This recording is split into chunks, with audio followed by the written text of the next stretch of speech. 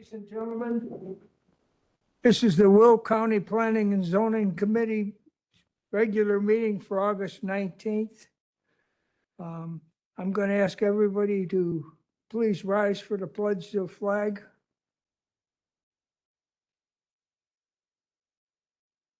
Roger, would you lead us in the pledge? I pledge allegiance to the flag of the United States of America and to the republic for which it stands, one nation, under God, indivisible, with liberty and justice for all.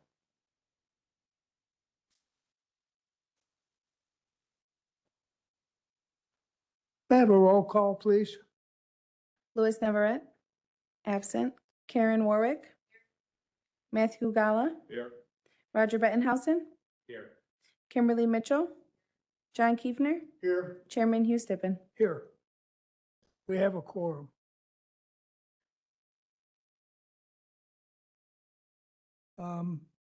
We're going to approve the minutes. Everyone, I presume, has had a chance to read the minutes of June 17th and July 1st. So I would like a motion to approve the minutes. So move. I have a motion. Do I have a second?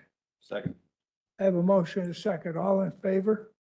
Signify by saying aye. Aye. Aye. Any opposed? Same sign? Okay. Next, July 1st. Minutes for July 1st. May I have a motion on that? So moved again. Okay. I have a motion and a second. All in favor signify by saying aye. Aye. Any opposed? Same sign? Okay. Tonight, I'm going to ask everyone to turn down their cell phones or put them on airplane mode or shut them off. And I'm also going to swear in everybody in mass. So all of those who wish to speak tonight, hopefully you've all signed in, but all of you who wish to speak tonight, please raise your hands. Say, I swear to tell the truth, the whole truth, and nothing but the truth, so help me God. I do. Thank you. Our first case tonight is case number 25 or Z25063/S25029. The case will be presented by Marguerite Kenny. In this case, we have somebody that want to permit the second-story ranch to recover centered residential and community healing retreat.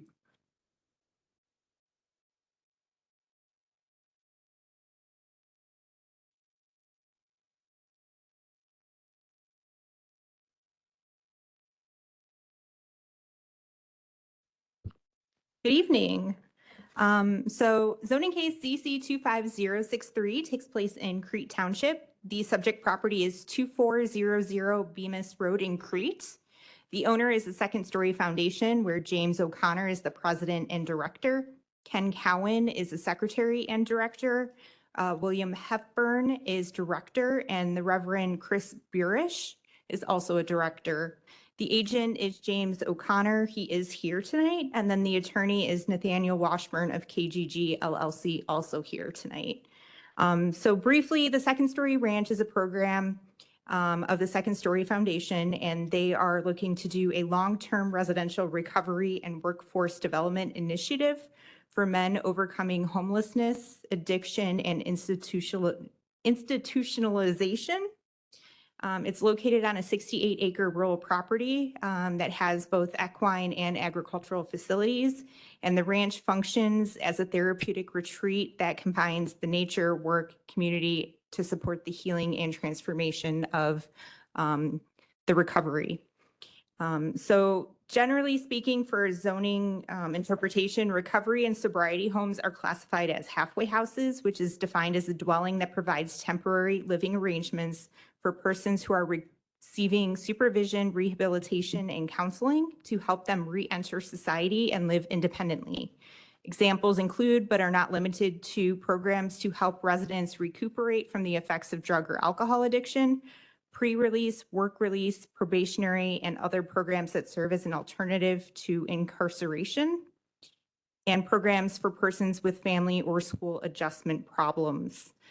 This classification typically is not permitted in the A1 zoning district, but there is another classification that is permitted in A1, and it's rural retreats, which are defined as an establishment that is part of a working farm that provides temporary overnight accommodations to individuals or groups engaged in supervised training or personal improvement activities.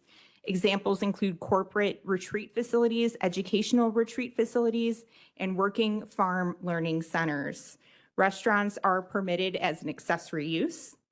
So going back to the second story ranch, per their business plan that they submitted along with their application, they, and I quote, "Our project aligns in spirit, scope, and function with agritourism activities, offering overnight and extended stays on a working horse farm, immersive rural experiences, and therapeutic, educational, and service-oriented opportunities that benefit both our residents and the wider community," end quote. So the applicant is here tonight requesting a special use permit for a similar or compatible use to a rural retreat to allow that second story ranch, which being a recovery centered residential and community healing retreat, to operate on the site. The zoning map on the screen, you can see this area is surrounded immediately on all four sides by A1 agriculture, but there are residential districts in this area, the closest being the Ridgefield subdivision to the northeast, which is zoned R3. And then looking at the aerial of the property, this is a zoomed out area, pretty much of the same area for the zoning map. The property is about 1/2 mile west of Clemmy Road and roughly 3/4 of a mile east of Stony Island. It is on the north side of Bemis. And this used to be known as the Double Dakota Farm, which was a equine horse cart racing training facility. The subject property, as mentioned, is 68 acres, and it has about 1,100 feet of frontage along Bemis. Looking at the area map and a couple photos of the property from Bemis is the image on the bottom left. The top left is looking further along that access drive onto the site at the existing stable. So the site, as mentioned, has this long gravel driveway that runs along the eastern side of the property. That's how you get to the back of the property, and that's where the gate leads. The gate is secured by an electric gate, so when it's closed, you need access via the keypad. Otherwise, you cannot get onto the site. The property used to be an equine training facility, as mentioned. And through the recent decline in the industry in the area, this facility started to decline. The conditions on the site started to deteriorate, and the previous owners put it up for sale. And the applicant purchased it earlier, I believe this year, late last year, hoping to reestablish the equine training occurring on site. So the large stable holds about 85 horses. The horse track is predominantly the majority of the site. And then there are 3 pole buildings located in the northern end of the property. They do manure spread on site in accordance with county's provisions, and are looking to bring it even more so into compliance with eventually installing concrete 3-sided bins. So stables are permitted use. They are defined to be a land or structure in which horses are kept, including horse owned by the owner or occupant on the subject property, and those that are not owned by the subject property owner.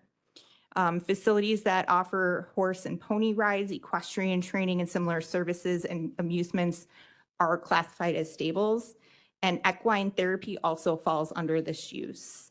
I do believe the applicant is looking to use a bit of equine therapy as part of his program as well. So looking at the Plata survey, north is actually going towards the right, just because this property is relatively longer than it is wide. So you have from Bemis, which is on the left-hand side, and then the structures are primarily to the northern half of the property.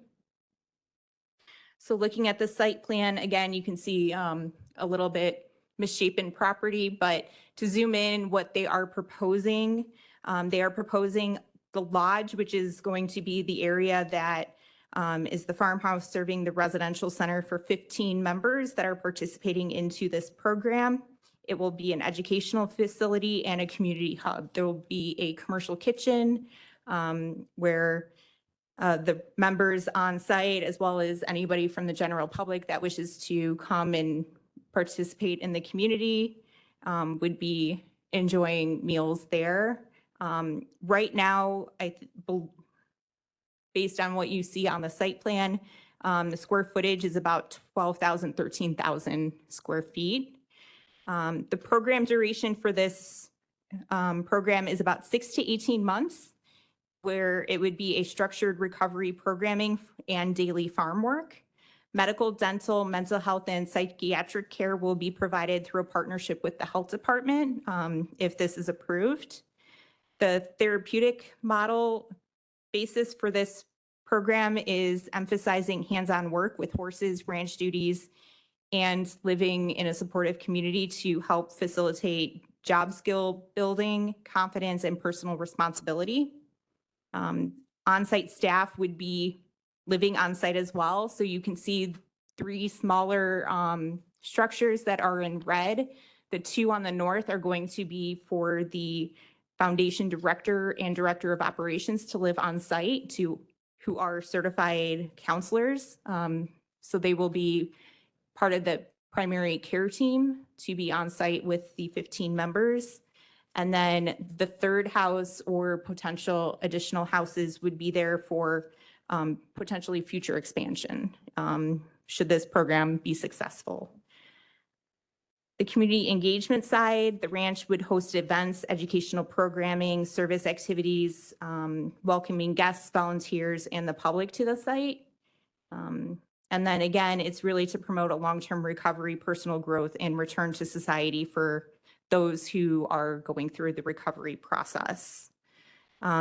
Staff has added a few conditions regarding capping the number of residences to no more than 6 dwellings, and that would be the lodge plus 5 other single-family dwellings to keep in context with the county's land resource management plan, which looks at density and agricultural properties as 1 house per 10 acres. So when you look at the combined total of this property being about 68 acres, 6 houses would be the density. And then on top of it, in agricultural areas, the desire is for more conservational design development forms where you have the houses more concentrated in one area and then keeping open space and community areas to the majority of the other sides of the property. So the next couple slides are just showing the property. So this is looking from the entrance on Bemis. This is looking towards that horse track, towards the south end of the property. This is looking inside the existing stable, the, I think, southern row of stalls. So there's always work to be done in terms of daily repairs, animal care, horse care, and that's going to be part of the program. This is looking east and northeast from the property. So this is looking towards that residential subdivision, Ridgefield, to the northeast. And then looking at some of the existing pool buildings. So this one has an indoor horse pool. The idea with this building is it will be converted into a gym for members on site, but there is the possibility of keeping it as a horse pool for training purposes. This is looking at a pole building. They are looking to keep this as an agricultural use, as a repair shed for the different apparatus that they will need related to the horse training. And then this area is looking at where the current manure storage areas are.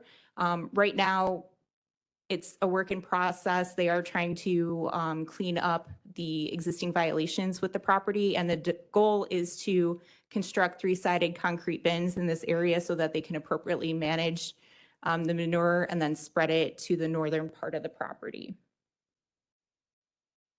And then these next 3 slides, or Photos are showing the areas on site where the single-family residences will be, as well as the location of the lodge. And then looking east and west along Bemis.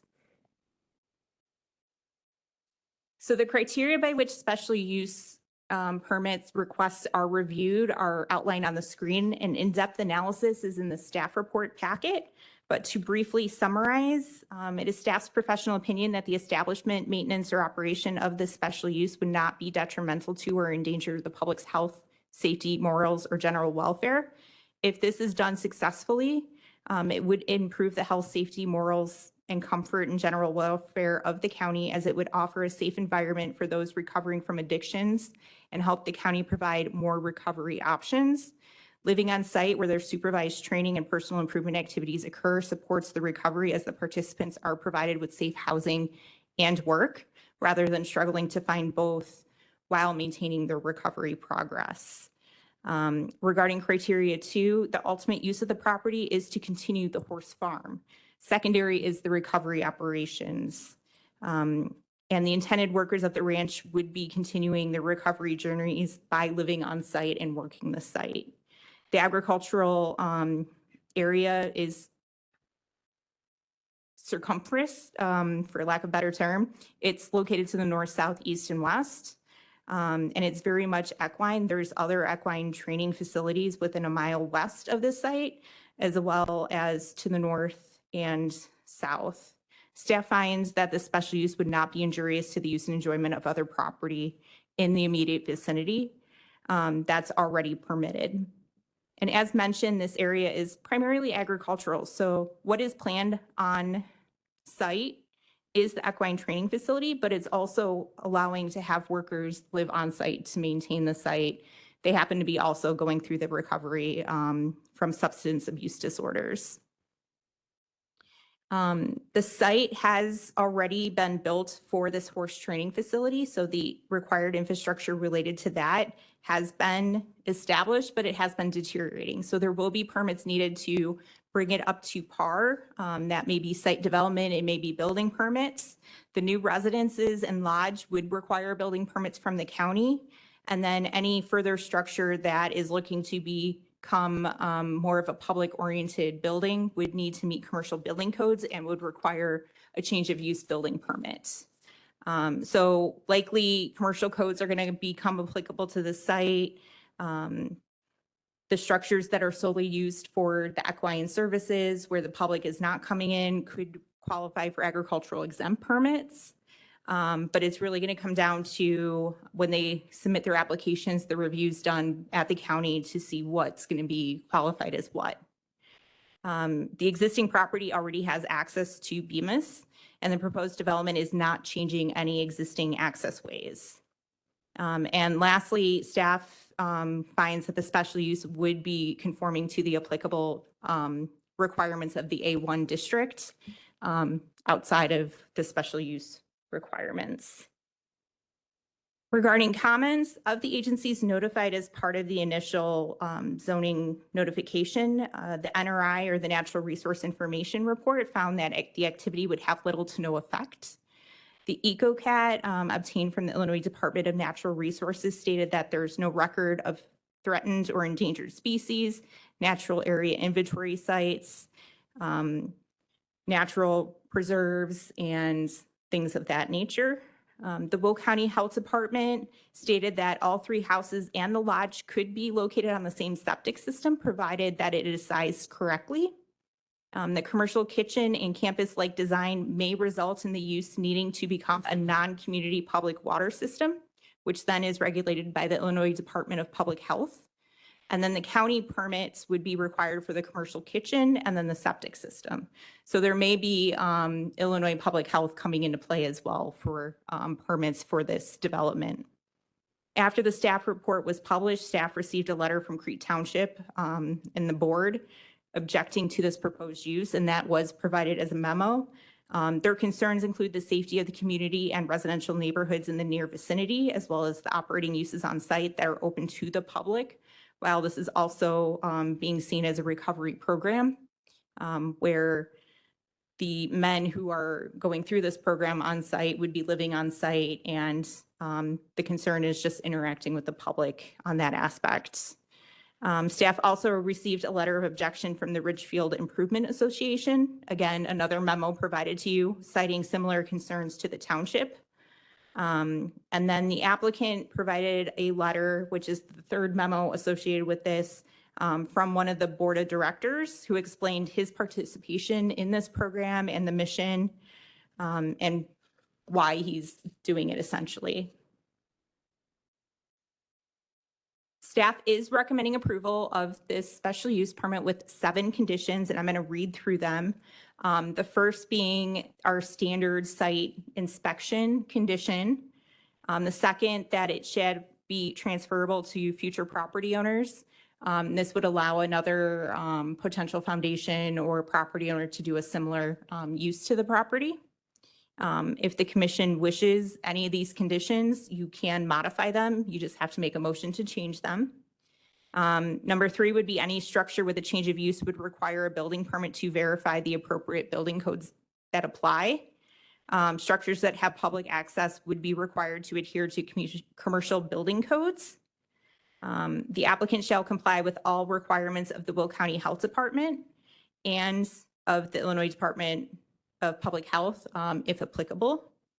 The applicant shall comply with all applicable requirements of the Illinois Department of Human Services, Division of Behavioral Health and Recovery, and any required licenses issued by the DBHR shall be provided to the county during the permitting process or as soon as issued by the state, and it has to be kept up to date. The applicant shall comply with all requirements of the Crete Township Fire Protection District. And lastly, that one condition, the site shall not exceed 6 total dwellings, which the lodge is considered a single dwelling, and then the 5 other single-family residences.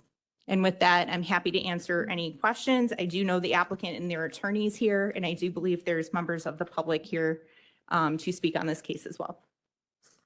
You have listed, or the applicant is asking for 6 total dwelling structures. Have they mentioned the number of people that they expect to put in each structure? So right now, they are looking at 15. Initially, when they submitted their application, they were thinking 2 single-family houses. And then when they revised their site plan, they were thinking for a potential 3rd.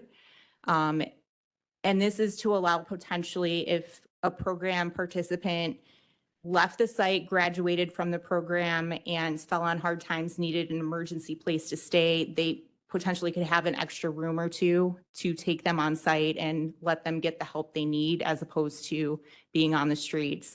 You're saying 15 total people, not 15 per dwelling. Correct. 15 would be in the lodge. The single family residences would be subject to our requirements of what a household is, which is no more than 3 unrelated people living together. Okay. Okay, thank you.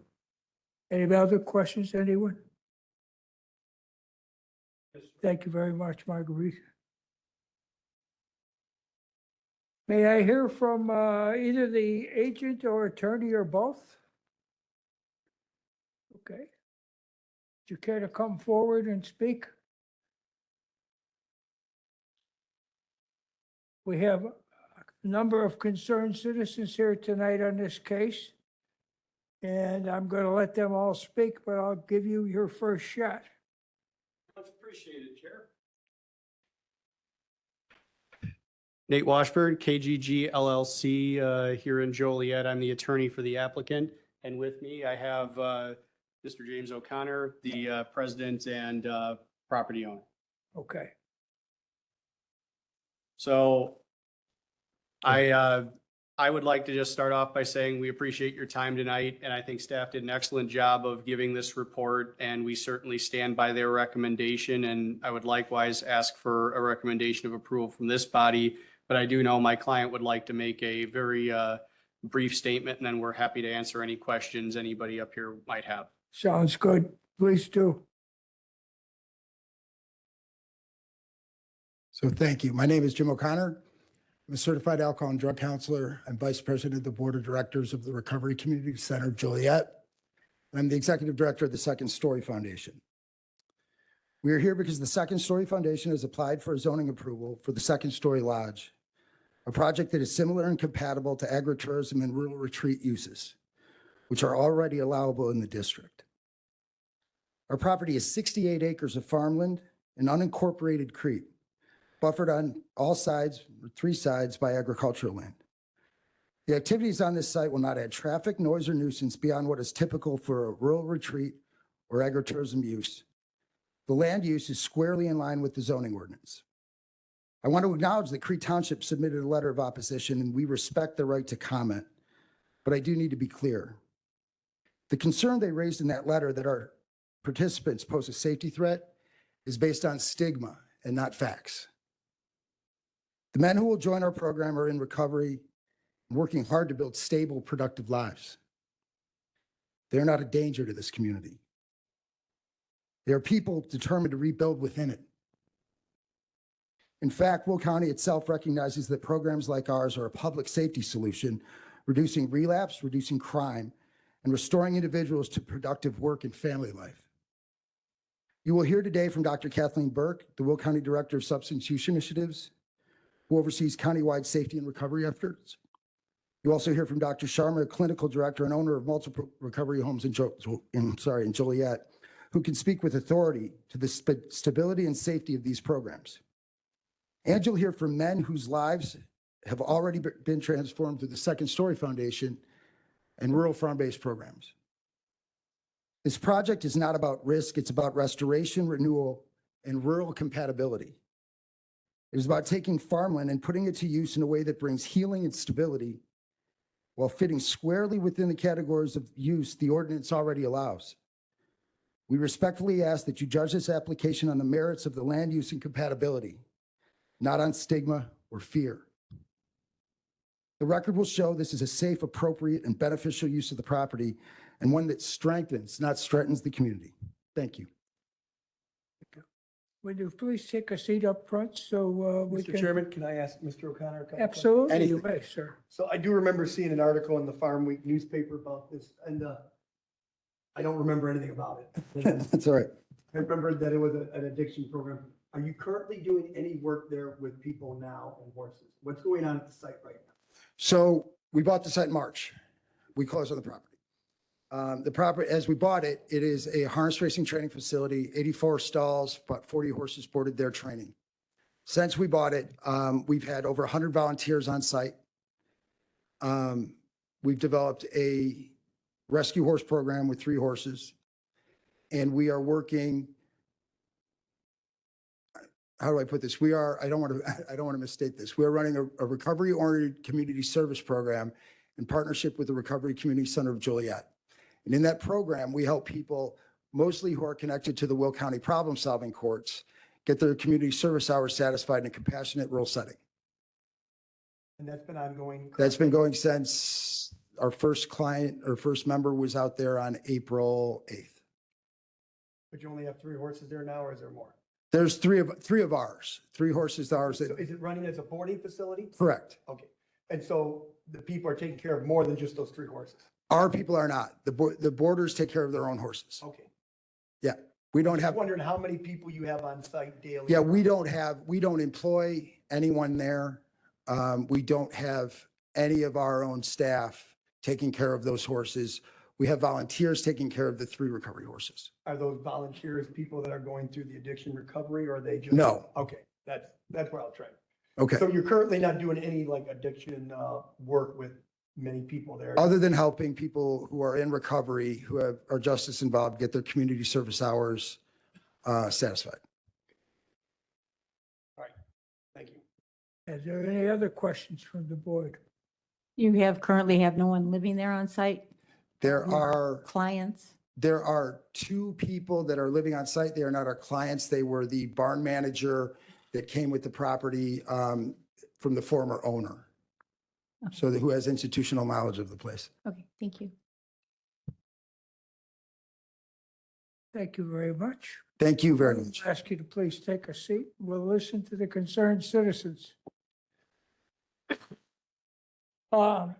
There's a great number of concerned citizens, so unfortunately, if you all want to speak, we're going to have to limit your time. If you want to choose a spokesman or a group of spokesmen, we'll allow that and give them more time, but it's just a matter of actual economic time splice. So, those who wish to speak, please come up, or if you wish to choose spokesman, please do that.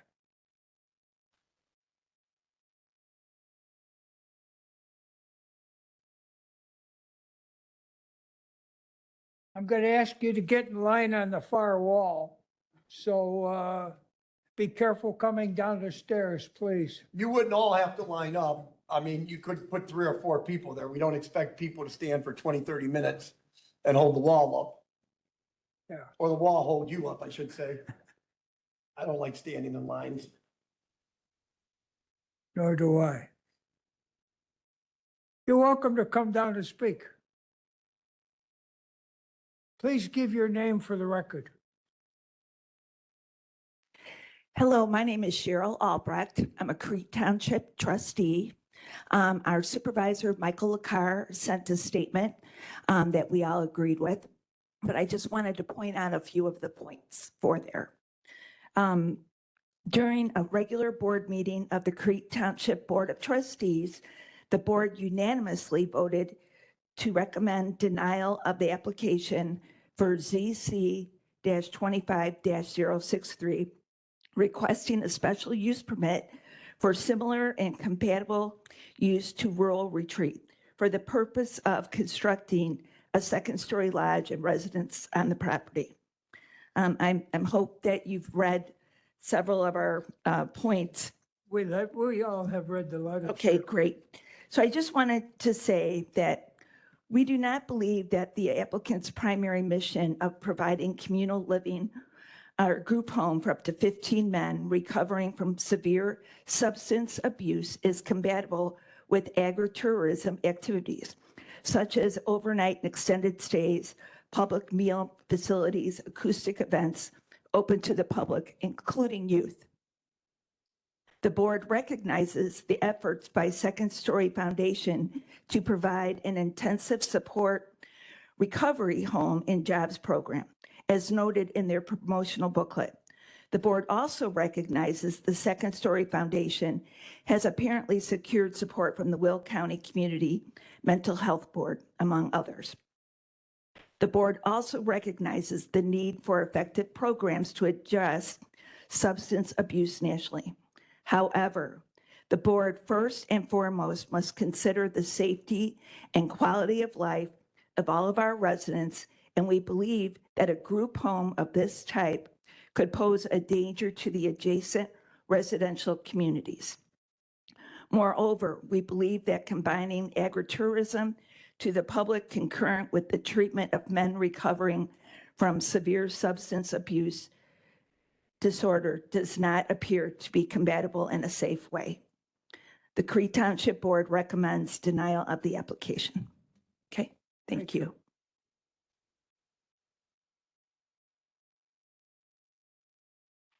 I'll ask all of you, please, to give your name as you come up to the podium, just for the record. Yes, sir. My name is Morris Robinson II, and I'm a resident of the Ridgefield community. I'm also on the board for the HOA as the president. And before we start, I just wanted to quickly read a letter that we sent to Ms. Kinney. And the letter simply reads, the purpose of this letter is to advise you that the Ridgefield Improvement Association Board is opposed to the application request on the above referenced property. Together, we unanimously feel that we are risking the safety, welfare, and well-being of our peaceful community that we call home. We're hopeful you'll understand our concerns, and thank you on behalf of the board members. And then we all signed the letter. So on a personal note, I took a walk through the Ridgefield community. We have 71 residents. I have a petition that was signed by 50 of the residents. I didn't find not one resident who was for this. And the reason being, I find it very admirable what you're doing. I have a brother who is a recovering substance abuser himself for 5 years now. And he and I drove over near the property yesterday. And I said, they're thinking about putting a little recovery home there right behind where we live. My brother said, man, I wouldn't do that because if it were me and I can walk over there in 5 minutes, I get over there. And whatever I can get, I'm taking it and I'm selling it. You know, and I'm not saying that these young men may be doing that or young ladies may be doing that. I believe it's all men may be doing that, but just the mentality. And he was in recovery for 2 years. These guys, from what I was told, will only be in recovery for 90 days before this. So that's one thing I wanted to mention. Also, in the mission statement, this is really quick. In the mission statement, it said that you're supporting men in early recovery of severe substance abuse. You also state that the property is 67 acres with no significant gating, fences, or other restrictions to mobility of substance abuse recovery patients. But then earlier you said that there would be a gate, but if you guys saw those pictures, how much land that is, there's no way you can gate that land. No way you can gate those people from getting out. And it's right at our back door. And it's very peaceful where we live right now. And that's all I have to say. Thank you very much. Thank you. Oh, Guy, Mr. John, Yes. I want to address this now then. please, And I hope I don't regret this. So, Mhm. Ms. Albrecht, you limit this, mentioned please. safety. Yes. And I think that's the main concern people are going to have here. Most. The applicant did mention an unwarranted fear or something in those words rather than fact. Right. So I don't want you to think I'm picking on you, but your brother's gone through substance abuse recovery. Do Right. you have your brother at your home? Do you have children? Do you have Christmas dinner with him? I don't have my brother at my home. I still, to this day, love my brother more than anything, but he still has that mentality. The same mentality. Take what you can, do what you can. He still has that, what I would call, he still But you're has, saying. he still has street mentality. 5 years, 5 years recovered, yes, you're saying if he relapsed, you're not saying he does that now. even now. He's been recovered for 5 years, meaning he hasn't done drugs. He's been clean for 5 years. But he still has street mentality. And he was telling me, dude, if I was over there, I'd go over there and take whatever I wanted. And you guys leave your doors open, you leave your garages up. You just open. Okay, so this is outside my scope of expertise. Mm-hmm. But I can't quantify whether your brother's personality is because of his drug use, or was he, we'll say, a career criminal before that? Now, I don't want to, by any way, disparage you or your brother, but it's like, this is what I have to dissect out, the safety and quality of life, and you mentioned Ridgefield, and I found it on the map where you guys are, Right. versus this facility. If anybody else here can present information, crime statistics or something, because I need the fact. I can't do it on the fear. You hear what I'm saying? I hear what you're saying. And you are giving me an example, And- which now I got to try to parse out. What is Mhm. the fact there? I mean, Yeah, and I'm not I saying, know some people that have had trouble and lead normal lives afterwards. And I know some people who I wouldn't let anywhere near anything I have without being an addict.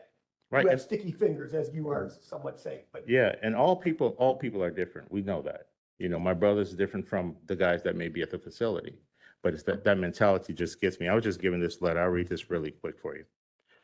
The National Institute on Alcohol and Alcoholics, NIAAA, reports the percentage of alcoholics who recover and stay sober is about 36%. That 64% will go on and remain an alcoholic. We already know that. The NIAAA also defines alcoholism as alcoholism or AUD, who occurs with mental health disorder or MHD. And those disorders, which we know may include anxiety, panic disorder, mood disorder, there's a list, stress disorder, substance abuse. Recovery centers have medical staff on site 24/7. But who will be protecting Will County residents from the mental illness that goes hand in hand with alcoholism? That was a question that was asked when we were in the last meeting at the Creek Town Hall. can that be submitted for the record? And there's one other thing. There's no language in the application on the subject of security, really. Who will secure the ranch? Recovery centers all have security on site, and I remember the gentleman mentioning we have cameras. I remember him saying that. But remember, 64% of the men on this program might relapse. I mean, that's a statistic. Where is the security for our residents? And like I said, our community currently, very peaceful. We're that community that leaves the garages up and leave your front door unlocked because we have no fear over there. I've been living over there for over 10 years. Never seen the police come down our street. Never. 10 years. And we don't want that to change. That's all I'm saying. We just don't want that to change. And as residents, we're very, like you said, based on fear, but we're human. We have that fear. You worry about your children. You worry about your family. So I wanted to leave with that. And Thank thank you. you very much for your time. Thank you for your testimony. I didn't offend you.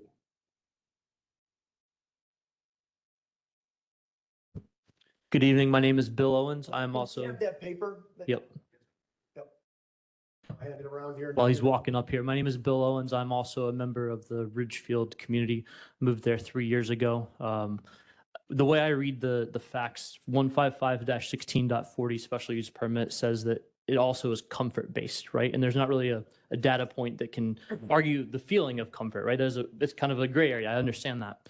But I hear the business model. It's a very smart business model to have rehabilitative patients be your indirect and direct labor from a financial standpoint. But we're not here to talk about the efficacy of those treatment centers. I want to share my personal story and tell you why I don't feel comfortable about this.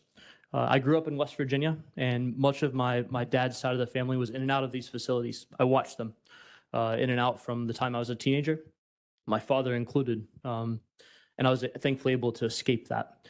But I also interacted with them. And yes, there are people who are successful, and you're going to hear from them tonight probably. But the majority align with what you just heard. My uncle, all others, they go there to appease the family, to say that they're doing something, but they're really looking for prescriptions to Suboxone, other drugs, and they're scouting out the neighborhoods. I watched that happen. I watched my own family scout neighborhoods and make connections and commit crimes while they were in those facilities. I'm not saying it doesn't help some people. I think it does. But like I said, it's not the efficacy of those treatment centers. It's where we're placing them. And are the people around those areas secure? Right now, I don't feel comfortable with this facility in our neighborhood. I have 3 small children. I have a 10-year-old, a 7-year-old, and a 6-year-old. And I've protected them from my own family. They aren't allowed to be around them. You mentioned that with the previous board member. I don't let my children see my family because I want to protect them. And I feel like if this happens, my children's safety is compromised, and I don't feel comfortable about that. The other thing I want to mention is that I don't think when we look at this from a feeling standpoint that any of you, maybe I'm wrong, would want this in your backyard. This is in our backyard. This is a few feet away. If we were to offer this, can we put a drug rehab facility behind your house? You probably personally wouldn't feel okay with that. You're not here to discuss personal feelings. You're here to look at the law and look at the rules. And I would argue that in objection to the special use permit, we don't feel comfortable and we don't feel safe. And there is data and we do have personal experiences that warrant those feelings. That's all I have. Thank you, sir, for your testimony. Folks, no matter whether you agree or disagree, please do not applaud, do not yell, do nothing. Otherwise, we'll have to get security, and we just as soon go through this meeting correctly. Thank you. Hi, my name is Linda Stahulik, and I have been a board member for probably 20 years with Ridgefield. And we built our house in 1986, so almost 40 years ago. So this proposition goes completely against the purpose of why we chose to build in Crete. We feel this compromises the safety and well-being of our residents, especially the children. We give credit to Will County, the sheriffs, when they're called out to our subdivision, but it's a very rare occasion to see them just driving through the neighborhood for no other reason than lack of amount of staffing and, you know, how many times they can come out. So we don't have a lot of police presence in our area. We're told there'll be 24/7 security on the premises, but will that be enough for our people? Will there be backup security if a resident from second story wanders off and, comes into our property or wherever, any other property? Is there security needed to bring them back? And then is there security still at the second story house while all this is happening? And then since this is a future development and it's literally in our backyards, there should be additional protection. These men are recovering from homelessness, substance and alcohol addictions, and institutionalization, not the most favorable background. And I had the same exact question for you guys that Bill had. Would you feel comfortable with this in your backyard? Would you feel that your children could safely be outside knowing that these people could just walk in our backyard? I mean, this is literally minutes from our house in walking distance. So that's what I had on that. And the other question that I had was, I know that when Marguerite spoke, she said that there's going to be no changes to access ways, but we have 2 streets in our subdivision that dead end into like farm field. Can we be guaranteed that this would never have an access, even if it's a road that people can come in and out of? We really don't want that traffic in our subdivision, and we don't want coming out on horses and, coming back into our property. We feel we're very vulnerable with those 2 end of roads that was supposed to connect into a phase 2 subdivision back in 1979 when Crete was, when Ridgefield was developed. We had phase 1 and then that part became phase 2. So those streets end there. And that would be a very big concern of mine if they were able to that easily come into our backyards. So that's it. Thank you for your very time. much for your testimony. Appreciate it. Thank you.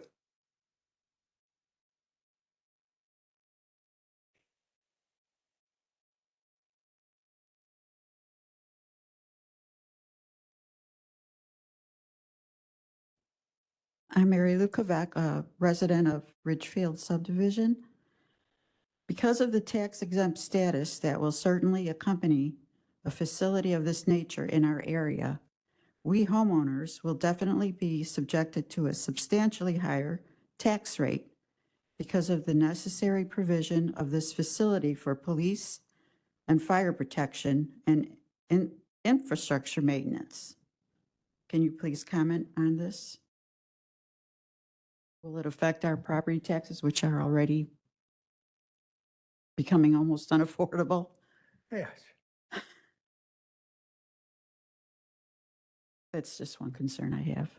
Thank you very much for your Okay. testimony. Thank you. Appreciate it.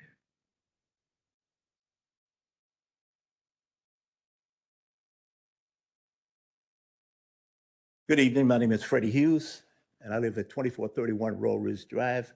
We're adjacent to the property at 2400 Bemis. We mentioned earlier, one of the gentlemen mentioned earlier about fact and stigma. My wife and I deal directly with and have dealt directly with homeless people, and they have a tendency to wander. No matter where they are, they have a tendency to wander. And a gentleman mentioned earlier about a gate. Yes, there is a gate, but there is no fence. I know most of us have seen people with property, they have a gate there, but there is no fence. It's just a gate for show. And that's exactly what's happening. We are opposed to this because we feel like this is going to be a threat to our community. It's not going to be a peaceful community. My wife and I moved out here in 2001, and it was peaceful. We can sit on our back porch and enjoy a cup of coffee or whatever it is, and everything is fine. But I can look straight over and I can see everything that's going on, and there is no provision for security. And I am concerned because I don't want to wake up one day or, look at somebody on my backyard or in my back, on my back porch. And I'm definitely concerned about what's going on, and I definitely oppose it. Thank you. Thank you, sir.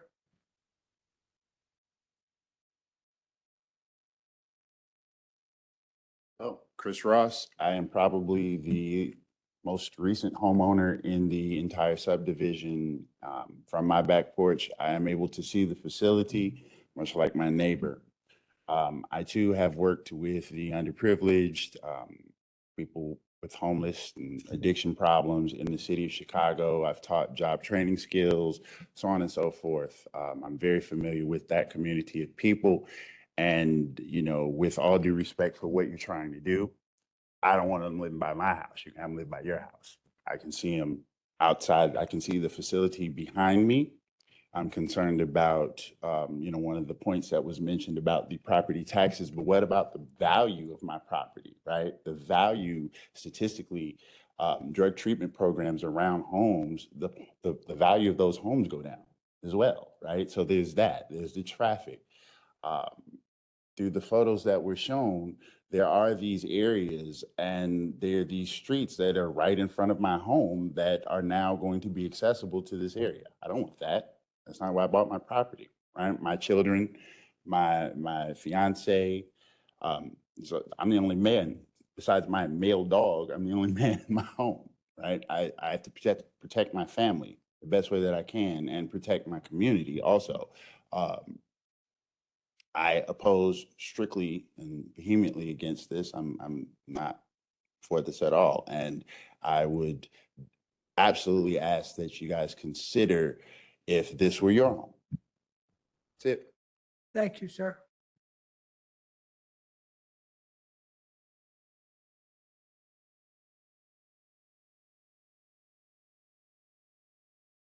Good evening. Good evening. My name is Alfred Ivy, and I have a different vantage point than many of the people who have spoken before. I am a resident of the Ridgefield community. I'm also a criminal defense attorney. I'm a father of a 12-year-old, and I have worked probably more extensively than most people with individuals who would be served by this facility. Most of my clients have addiction issues, they have education issues, they have homelessness issues, they have economic issues, and I represent them. It was difficult for me to come here today because, if this is your job and then you're speaking against having a facility like this, near your house, it's not the best look for a criminal defense attorney, to say the least. But many of my clients, I worked for 2 and 3 times. I had one gentleman who most recently worked for, he picked up 3 drug cases back to back to back. I cannot support this. I am a father. I moved from the city of Chicago.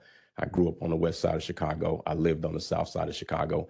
I purposefully and intentionally moved to Ridgefield because I was tired of being robbed, taken advantage of, having my things stolen. Just last week, one of my cars was stolen in the city.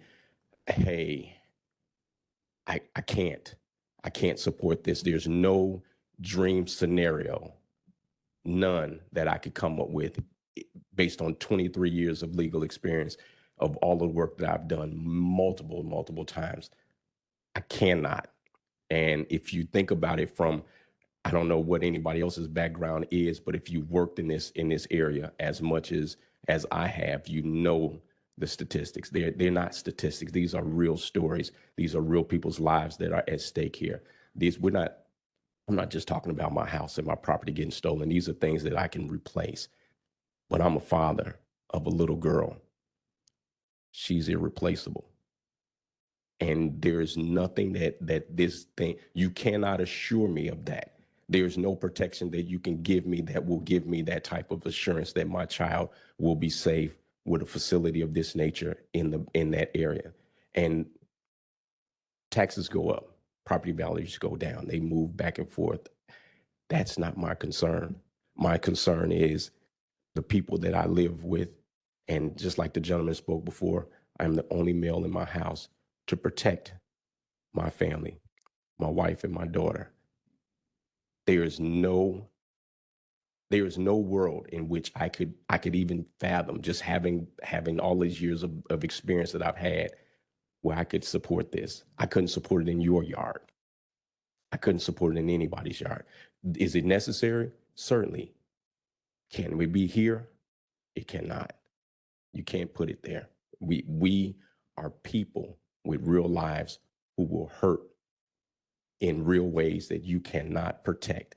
And then what happens? We have another board meeting where we come and we say, hey, these things have happened to us. And you say what? We have an opportunity now not to have that to happen. We can just vote this thing no and figure out something else, someplace else, but not here. Thank you.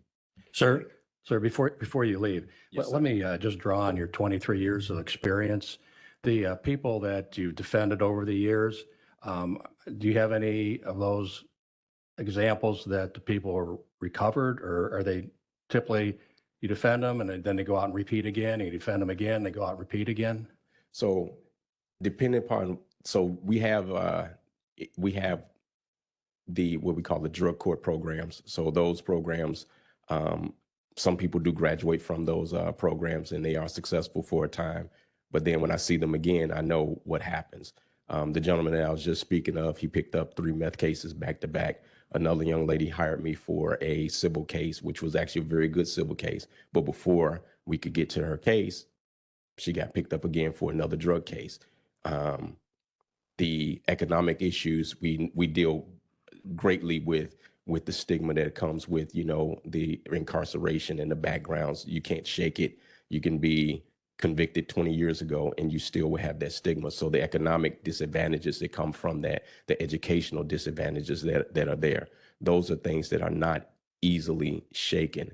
How is this facility going to operate in terms of providing the level of security that is necessary? Those are very real questions. Where are they going to go? Where are they going to be released to? What's the program? I worked with the program that was in the city. I think it was Martha's House or something to that effect. Those individuals oftentimes needed additional support even after they quote unquote graduated from the program. There is, in Champaign County, there's a program called Safe House. Those individuals, sometimes they don't make it through the program. They get kicked out of the program, or they have to go back through a program, or they end up in another program, or they go from, the Safe House to the Prairie Center, or they end up in Carl Hospital.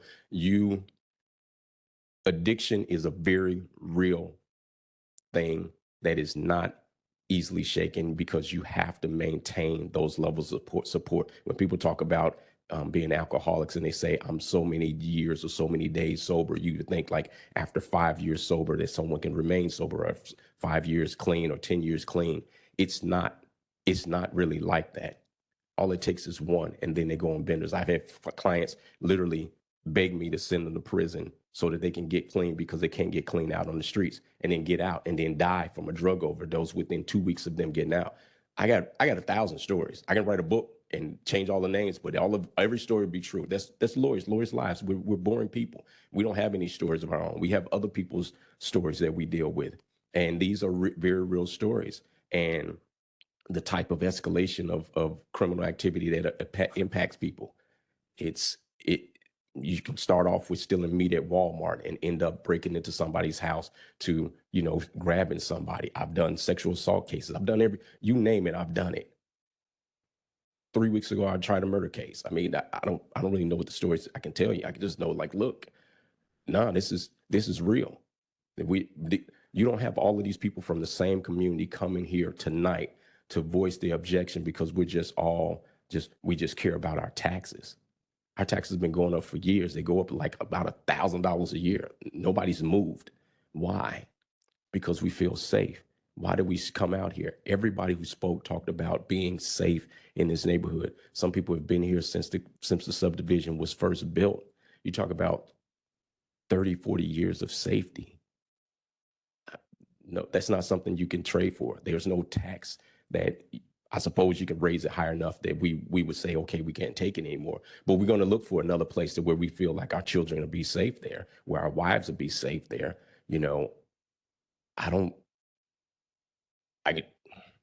I can go on, and everything I say will be true. Thank you. So you would say in general that the chance of these people recovering is slim to none. You would say that they propose a danger to the local community for various crimes that they might possibly commit. Grave. Is that a fair statement? That is a very fair statement. Yes, sir. Thank you. I have nothing further. Thank you, sir. Thank you for testimony.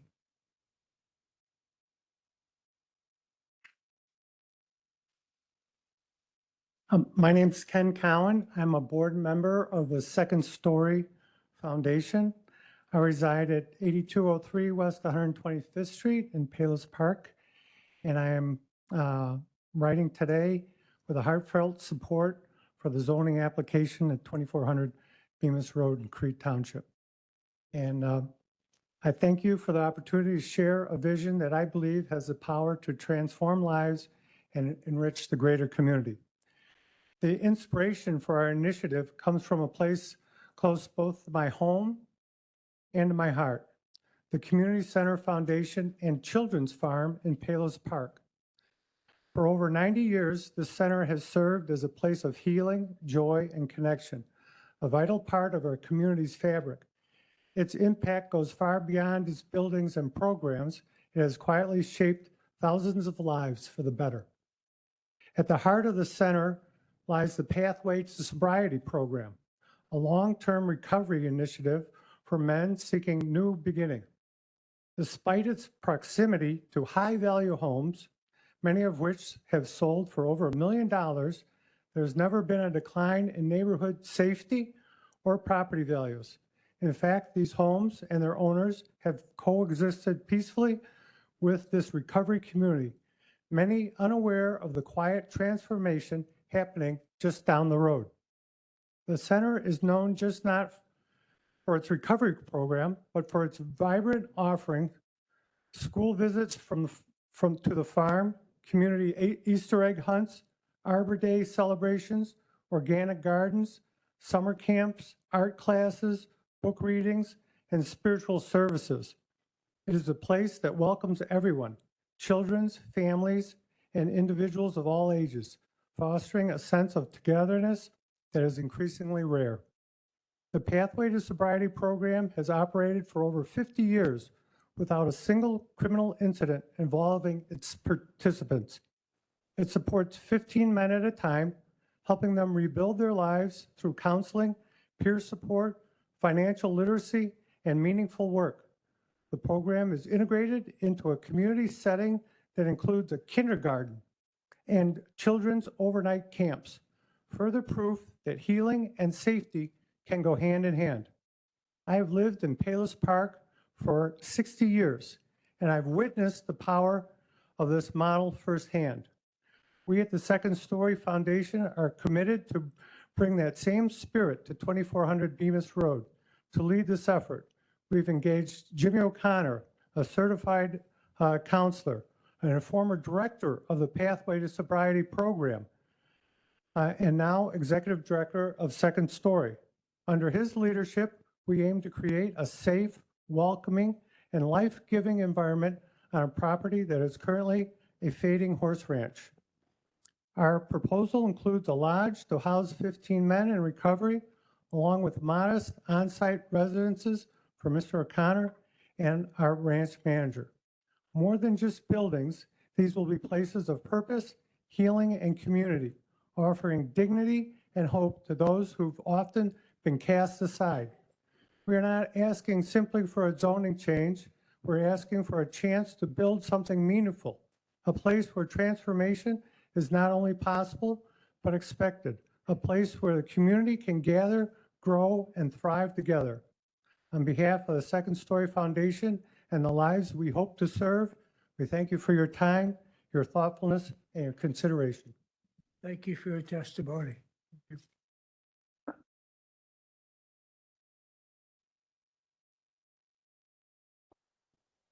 Good afternoon, everybody. My name is John Zajeski. I live at 2444 East Royal Ridge Drive in Crete, Illinois. My house is about 2,000 feet away from the property line of where the new facility is proposed to be built in operation. 3 points I want to bring to the board today. One is environmental impact upon the neighborhoods around there. We have 2 subdivisions on the west side and then on the northeast side. Spreading horse manure in the back of the field there can blow over our subdivision and smell the property up. Okay, keep that in consideration. Second thing is noise. When we moved into our house 33 years ago, we built the property there. People would come out there and say they could hear a pin drop on the sidewalks or on the street of our subdivision.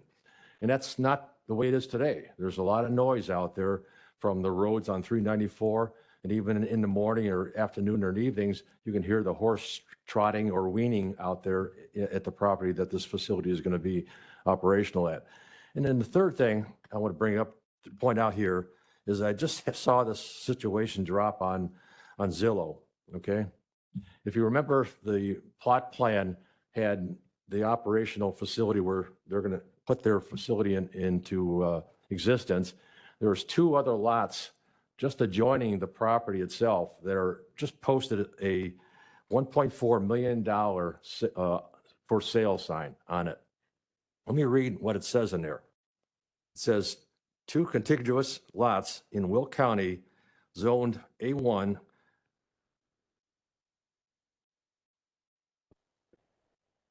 with cannabis cultivation permits under Will County zoning laws, and it's approved for cannabis production, will be joining the property line of the rehab center.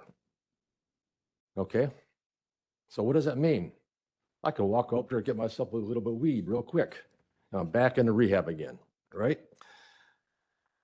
Conveniently located on 45 minutes from downtown Chicago, which means if this facility opens up producing cannabis there, they'll be coming into our subdivision to go into that 2 lots that are for sale. Conflict of interest there. We don't want to have that. There's no safety there anymore. You have people flooding into our subdivision, flooding into wherever they want to go to pick up their materials. So in retrospect here, I think that if you're going to let a facility like this have a recovery, you don't want to have a drug facility producing cannabis next door to it. And that's my statement. Thank you, sir, for your testimony.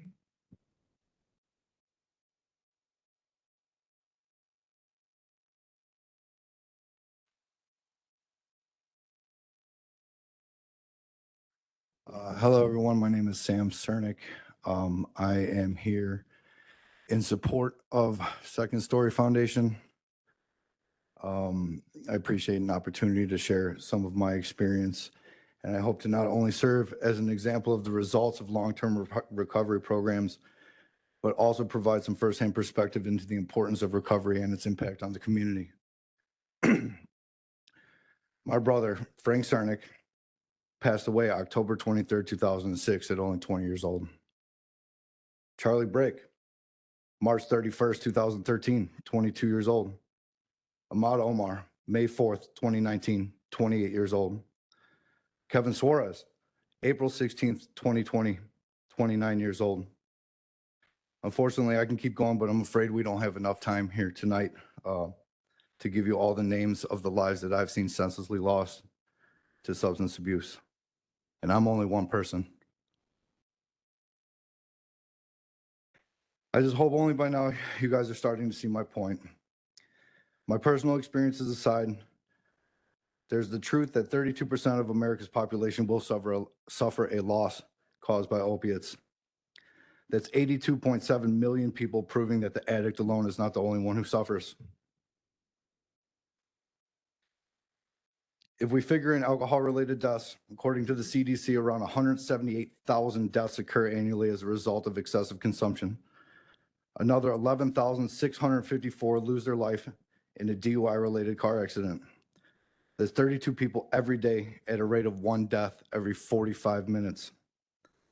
This still doesn't include the deaths caused by heart attacks induced from cocaine or other stimulants, the people who will suffer permanent cognitive impairments from the use of inhalants, or the staggering 720,000 suicide deaths that occur every year in this country, because I'm willing to bet that a sizable percentage of that number consists of people just like me who could not see a healthier end to the pain they carry as addicts and alcoholics. Earlier, I stated dates on which I lost people I care about. One more date I would like to share with you is April 12th, 2023, my sobriety date. I've personally struggled with alcoholism and addiction to substances like crack cocaine and heroin since the age of 13. I fought hard for a better life only to fail time and time again. At the end of my active use, I was divorced, homeless, and wildly unhealthy. I had lost all purpose and sense of belonging to this world, yet somehow I was fortunate enough to be awarded another chance. I was also well aware that a 28-day program alone wasn't going to allow me the time I desperately needed to heal and create healthy habits. Only through long-term care was I able to restore my purpose in life and practice being an accountable and reliable human being. I would like to state that in just over 2 years, I've rooted myself in the recovery community and now experience support and genuine human connection on a level I never thought possible. I've repaired my relationship with my wife, have been remarried, and am able to be a reliable husband and a very active father to my children. I've returned to work in an industry that I love and am excelling in. And I also understand that safety is of serious concern. In my personal experience, majority of the people who act in any of the ways that was mentioned prior to me standing here, I have found to be a defense mechanism because a lot of us have not experienced stability or safety ourselves. I was lucky enough to find a place that I was allowed that safety and that room to heal. Just imagine how many more lives can be saved, how many more families rebuilt by providing that safety for others. You would be allowing children to have their parent back or award a mother and father the chance to see their child be the person they were intended to be. It's in my opinion that you would be doing your community an incredible disservice to not allow Second Story Foundation to reach its fullest potential. I want to thank you again for your time. I won't take much more of it. But tonight, as all of you head home to your families, I just want you to consider one thing, that me and the gentleman behind me get to go home to ours tonight because men like Jimmy O'Connor and the Second Story Foundation exist. Thank you. Thanks for your testimony, sir.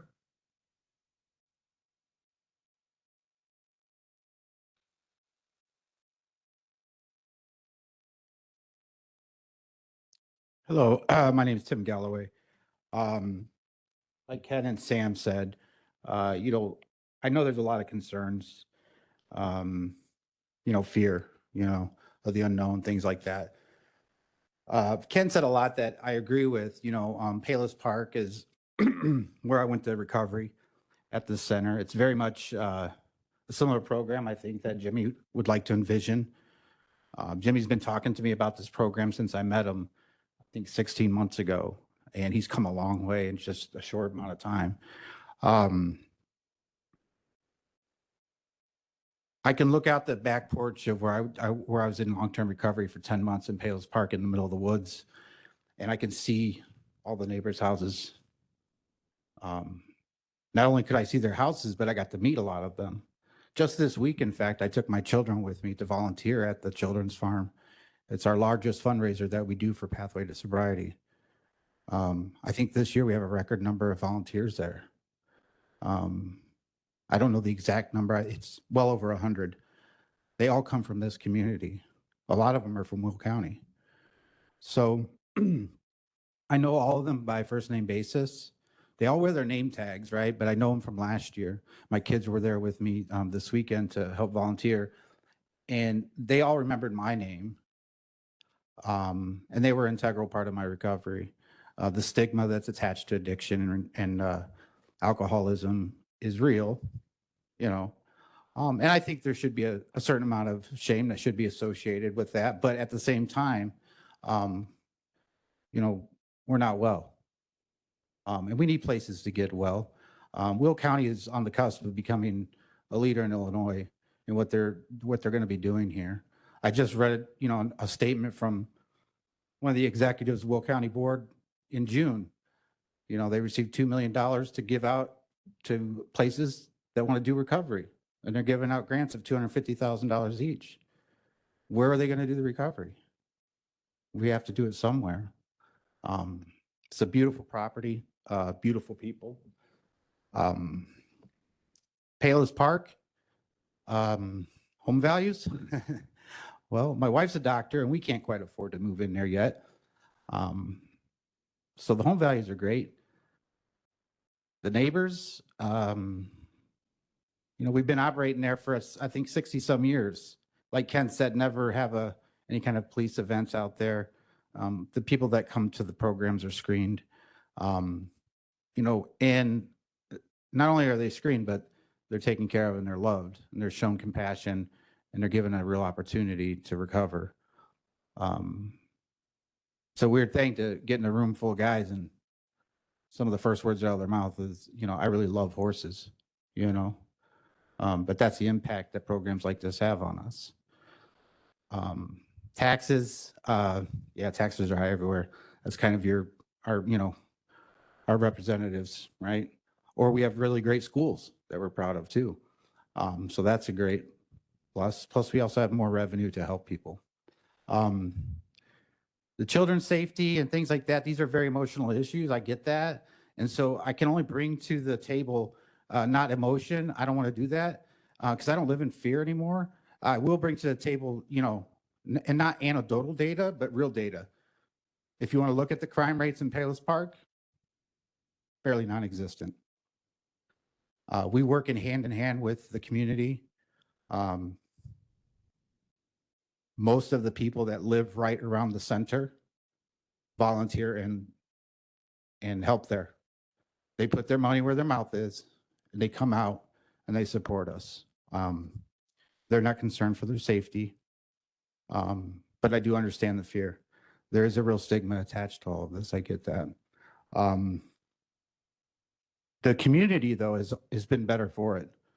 Everybody I know that I work in the community. My wife and I own a practice, a wellness practice in the community of Palos Park. And so I speak with probably 40, 50 patients a day. A lot of them are from the area, and it's a real community event. I mean, we're about to put on one of the largest rummage sales that the state of Illinois sees every year. It's our biggest fundraiser for this program, and people come in droves to assist and help. They don't get paid a dime. And we need that money, and they come and they provide it. So I appreciate your time very much. Thank you. Thank you for your testimony.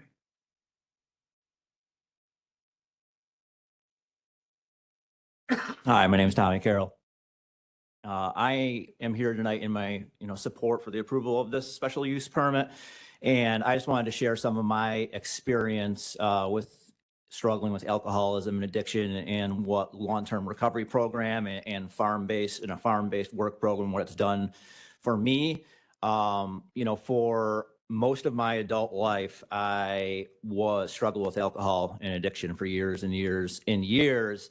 And I could never find, I never wanted to get the help that I needed. I sought medication, I sought doctors, and I was never able to find a solution. And what happened was, it got so bad at one point where in June of 2022, I was basically homeless. My family had enough with me, and, I was really at the end of the road, and it was either go seek help and go into recovery and get help, or be homeless. And, thank God in that moment that I was able to choose recovery. And what happened was I went to a rehab here in Joliet and spent 28 days there. And, 28 days may seem like a long time for someone to be in a treatment center, but, I had used alcohol and drugs for 15 to 20 years before that. I needed more time. So rehab wasn't just enough for me. I needed time to, to clear up mentally, emotionally, spiritually. And so, if I don't know what I would have done if I had to go to a halfway house or to a different program or had to gone back home. But, luckily I was accepted into a program, which has been talked about before here, the Pathway to Sobriety program, and that's in Palos Park at the center. And at the time I was seeking to get into that program, Jimmy O'Connor was the director of it. And, and luckily for me that Jimmy accepted me into the program, and I was able to come to the center and restart my life. And I didn't know what I was getting into. I wasn't sure what this journey was going to entail. But, one thing I knew is, for pretty much a long time, I was suicidal, and I didn't want to live. I didn't really care if I lived or died the way I lived my life. I just, I had no hope. And what I found early when getting to the Pathway program, I found hope. I found meaning, I found purpose, and that's what the long-term recovery program gave to me. And I was given a job. The first things there, they give you a job, and I was unemployable at the time, but they gave me a job, a meaningful job. I worked on a farm hand in hand with other men in recovery and with the public to help this farm run. And so it was really meaningful work. And in that purpose, I found myself a little bit, and the structure that program gave me was something I was needed my entire life, and the structure of going to work, going, eating, going to work and eating, dinner after work and going to a meeting and then going back and doing it over and over again, not just for 30 days, not for 60 days, not just for 90 days, but for, well over 18 months. And that's, I think, the difference between what a long-term treatment program like the Pathway program, what Jimmy's trying to build here in the Second Story Foundation. That's the difference, is that I had the time to work on myself and I had the time to heal and, just learn who I was. And I remember, just to address some of the, the opposition in the room, I get it. I totally get it. If you asked me a few years ago, if I would have wanted this in my backyard, I don't know what I would have said. But, I knew in my interview before I was selected into the program, I told Jimmy, I'm like, I'm just a child. I've never learned how to grow up. And he said, there's two things here, good man and grown man. And that's what he preached. And so yes, it's about stopping drinking and stopping using drugs. But what recovery is to me and the men that I came to the Pathway program with is we adopted a whole new way of life. And that's what Jimmy's program did for me. I learned structure. I learned how to be responsible. I learned what it meant to learn how to be a good employee. I learned how to be a respectable citizen, and it's just given me so many countless benefits. And it's just, it's been, an incredible experience, and it's saved my life. And, and it still, Jimmy helps me still to this day, and the Second Story Foundation helps me. He provided affordable housing for me after I left that long-term treatment program, and I continue to, to build my life up. And the Second Story gives me resources and support to be able to continue my recovery journey. And, it's just saved my life. I can't emphasize that enough. If I did not have a long-term recovery program, if I was not able to work on that farm and find myself, then I wouldn't be here today. It wouldn't have worked. What Jimmy's trying to do here, it's not a halfway house. It's not sober. It's not a recovery home. Like, this is a treatment program that's going to change your life. And the men who come in there, they're not going to be just people coming off the street. I was a house manager for a while, and I worked with Jimmy, and Jimmy's selection process and who he brings in is very intentional. And he brings in men who are serious about turning their lives around, who are serious about recovery. And you don't sign up to go spend the next year and a half of your life if you're just not sure if you want to do it, if you're doing it to appease other people, if you're court ordered. No, you want to change. And that's why the success of the center has been, the success rate has been so much higher than it has been for, a rehab or a halfway house. And so those are, it's not, I understand the type of people you think are going to come in your backyard, but, and I'm not going to lie, I wasn't a nice guy who drank too much. It led me to a lot of dark places, my alcoholism and addiction. But what we want most when we come into recovery is to change the person that we are. And so to be able to have access, to be able to be supported by this community in Palos Park as a center, that helped heal me. And we work with the public there every day. There's a school on the property. And this is, I'm trying to put a picture in your head of, what you're going to see there. It's not going to be a school, but the farm is there. And, I'd be working on it every day. And there's a school right there too. And so the residents of Palos Park trusted us to be there with their kids every day. I think the preschool had over 100 kids. Every day. There's festivals like Tim talked about, the rummage sale. There's thousands of people on the farm in October. Every day, the public has access to, the center and the farm over there. And, what I didn't hear from anyone who was opposed up here was any facts, any statistics, any backup, any data to how many incidents have there been in Palos Park? Have you contacted the police there? The Pathway program has a upstanding relationship with the Palos Park Police Department, and it's a pillar of the community, and people trust their kids to come there every day. So I know it's scary, and I know that, the stigma around alcoholics and drug addicts, I get it, and I lived that life. But what recovery is about is change. And people who come to these long-term programs are serious about turning their lives around. So, I was just, if you're skeptical, if you really think your safety is being threatened, then contact the Palos Park Police. And where's the data? And so, I'm here just to support this proposal. And I know that the long-term treatment program and working on a farm has helped save my life. And I know dozens of other people in the last 3 years who it's done the same for. So I just hope that you keep an open mind. Thanks. Thank you.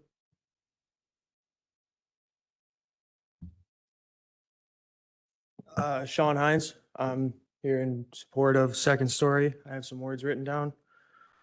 Addiction recovery is a deeply challenging journey that requires not only medical support, but also a strong sense of community, purpose, and healing of the mind and body. Traditional halfway houses provide individuals transitioning from rehabilitation with safe and structured environment as they re-enter in society. However, equestrian recovery halfway houses facilities that incorporate horse-assisted therapy into their recovery programs offer unique and powerful benefits that go beyond what conventional approaches can provide. By combining structure, responsibility, and the therapeutic connection between humans and horses, these programs can help individuals rebuild their lives in transformative ways. One of the most significant benefits of an equestrian recovery halfway house is the therapeutic impact of working with horses. Equine assisted therapy has been shown to reduce anxiety, depression, and stress, common struggles for those in recovery. Horses are highly sensitive animals that mirror human emotions, providing immediate feedback and fostering self-awareness. The non-judgmental interaction helps individuals develop emotional regulation, empathy, and patience, skills that are critical for maintaining long-term sobriety. For many residents, the bond with a horse can be the first healthy and trusting relationship they formed in years. That's just sort of my thoughts on, an equestrian-based recovery home. Going into a little bit of my background, I grew up in Palos Heights, just about a mile from the center, as some of my friends have talked about. I'd gone to the children's farm many times as a child and had attended many different camps there, completely unaware of the silent transformation going on. Later in my life, I needed help with my addiction and had the opportunity to fully experience what an equestrian-based recovery home was like. I was able to join a community of love and overwhelming support, which drastically changed my life for the better. Unfortunately, my parents have both passed away due to their alcoholism before they could ever experience this type of program, which I feel personally saved my life. My sobriety date is November 27, 2023. Due to the center and the Second Story Foundation, I am employable and currently enrolled in college courses pursuing a degree in stationary engineering. Today, my life is full, and that is due to the places like the center and the Second Story Foundation. And that's all I got. Thank you very much for your testimony.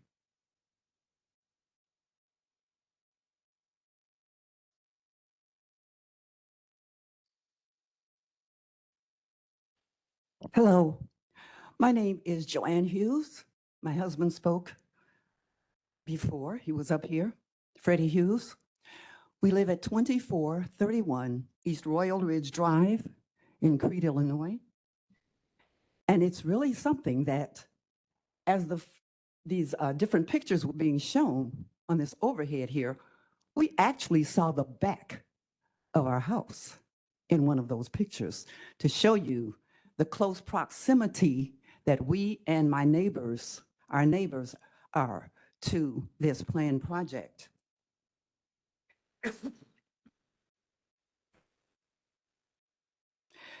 Now, I need you to really understand something.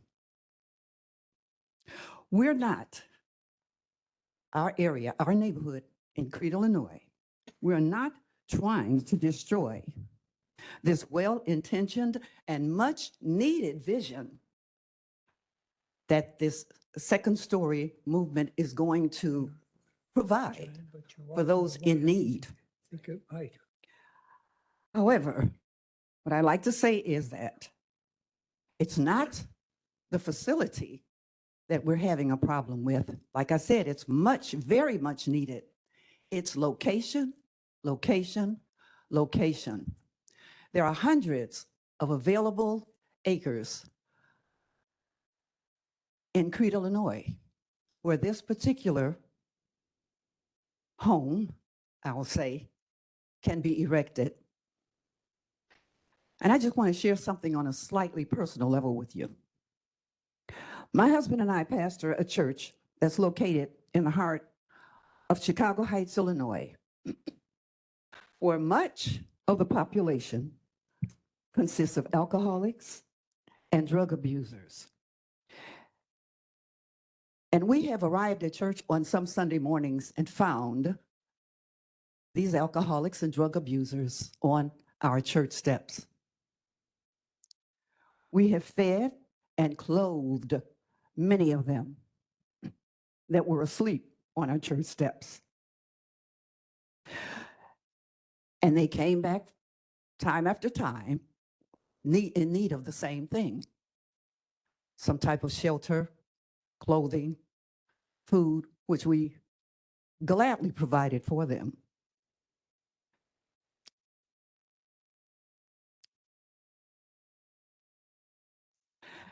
I'm getting kind of emotional here because this hits so close to home. So my husband and I, we're not speaking here trying to destroy this well-intentioned and much needed facility. Our problem, our extreme problem, concern, and worry is location, location, location. There are hundreds of available uninhabited acres of land in Crete, Illinois. And our problem is that this safe haven is going to be so closely connected to our property that all you have to do is, at the end of our property, take 2 more steps, and there's this haven. So as I said before, we're not trying to destroy this very well-intentioned and much needed facility.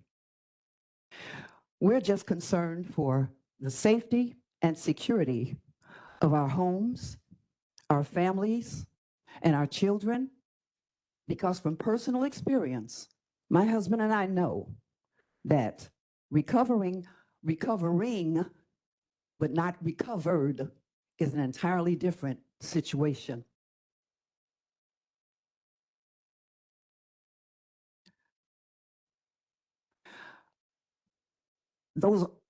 Those basically, I'll say men who are yet addicted to alcohol, drugs, or whatever. Unfortunately, and I'm not trying to put any type of glamour on myself, but having a degree, a BA degree in psychology and behavioral studies and advanced hours towards a master's degree in the same area. The one thing I totally understand about those who are in substance abuse are that they have striated mentalities, which causes them to have a desire to wander. And also, there's a possibility of theft. The theft enters in because of that desire to belong, and to have something that you can really call yours. And it's kind of like a safe haven for them.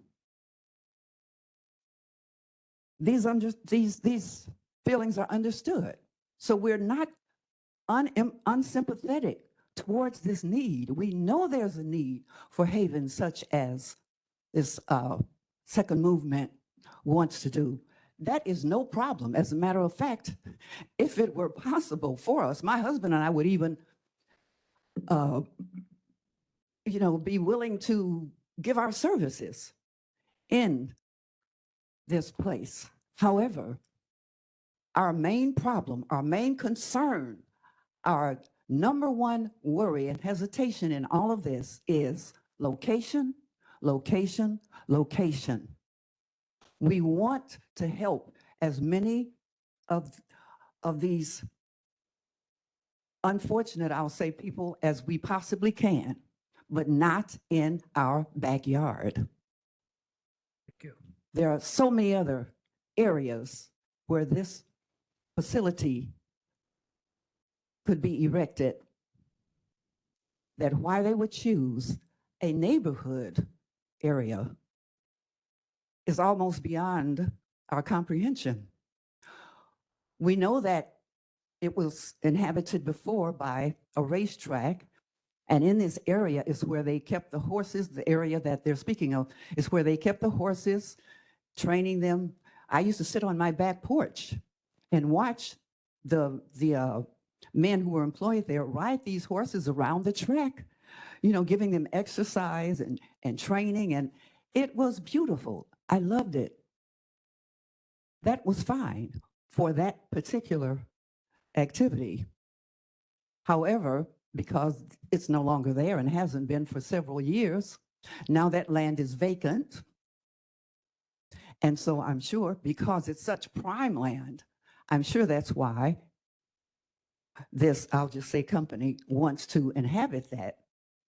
However, we still have to consider those of us who live there and want to feel safe and secure in our homes.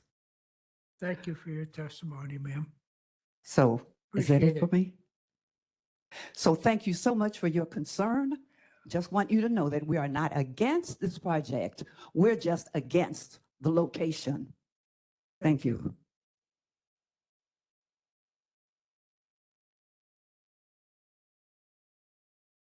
Evening. My name is Dr. Kathleen Burke. I'm from the Will County Health Department. I'm the coordinator of substance use initiatives.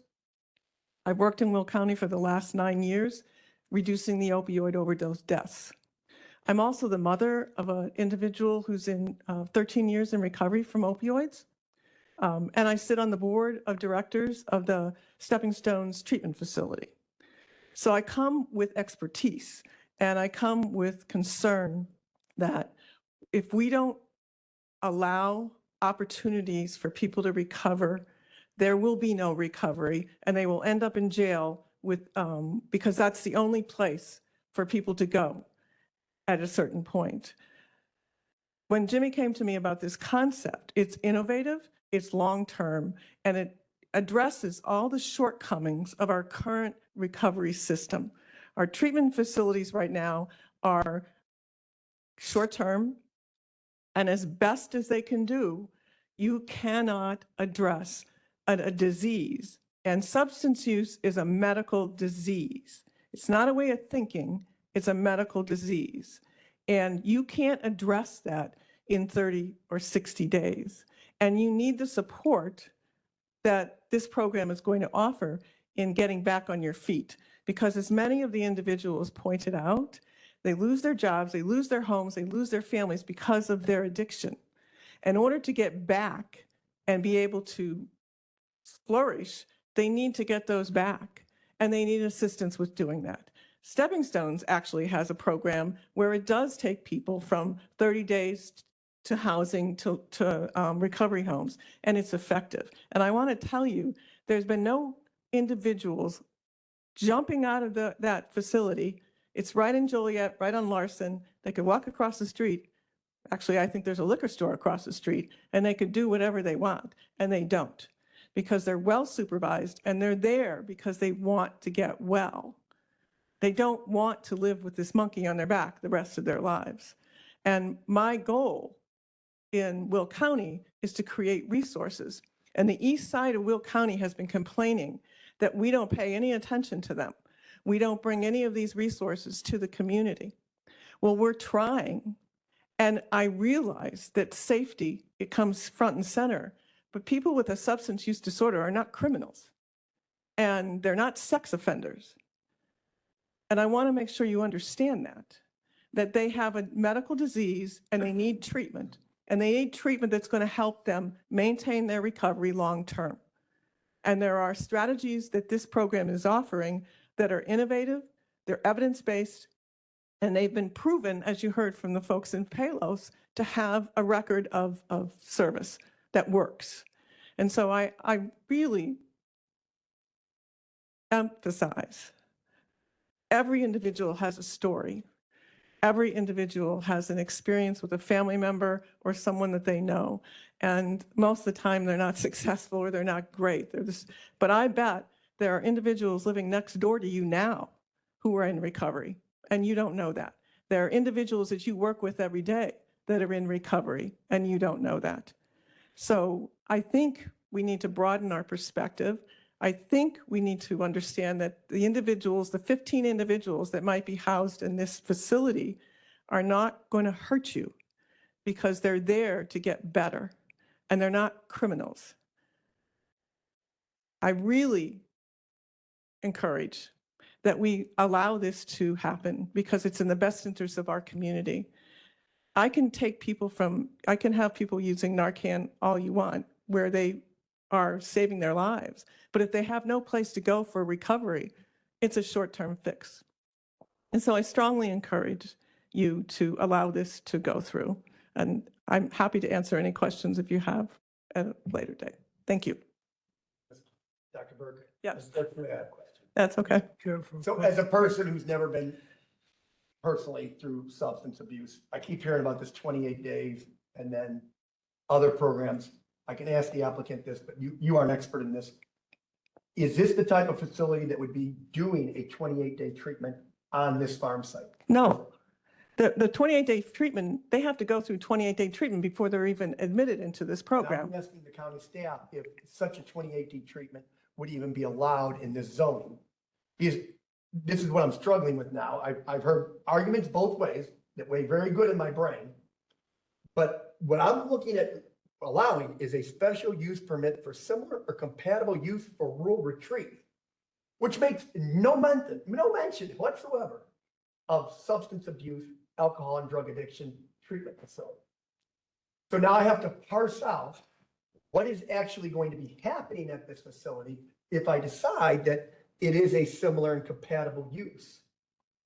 So in your professional opinion, which stage of the recovery would this program and this farm fall into? The first, second, third, or you mentioned here, wrote it down, the Larson, the well supervised. Oh, the stepping stones, right. So the stepping stones people, they do the 28-day and then they move somewhere else? Well, they're right there on campus and they move to a step-down unit.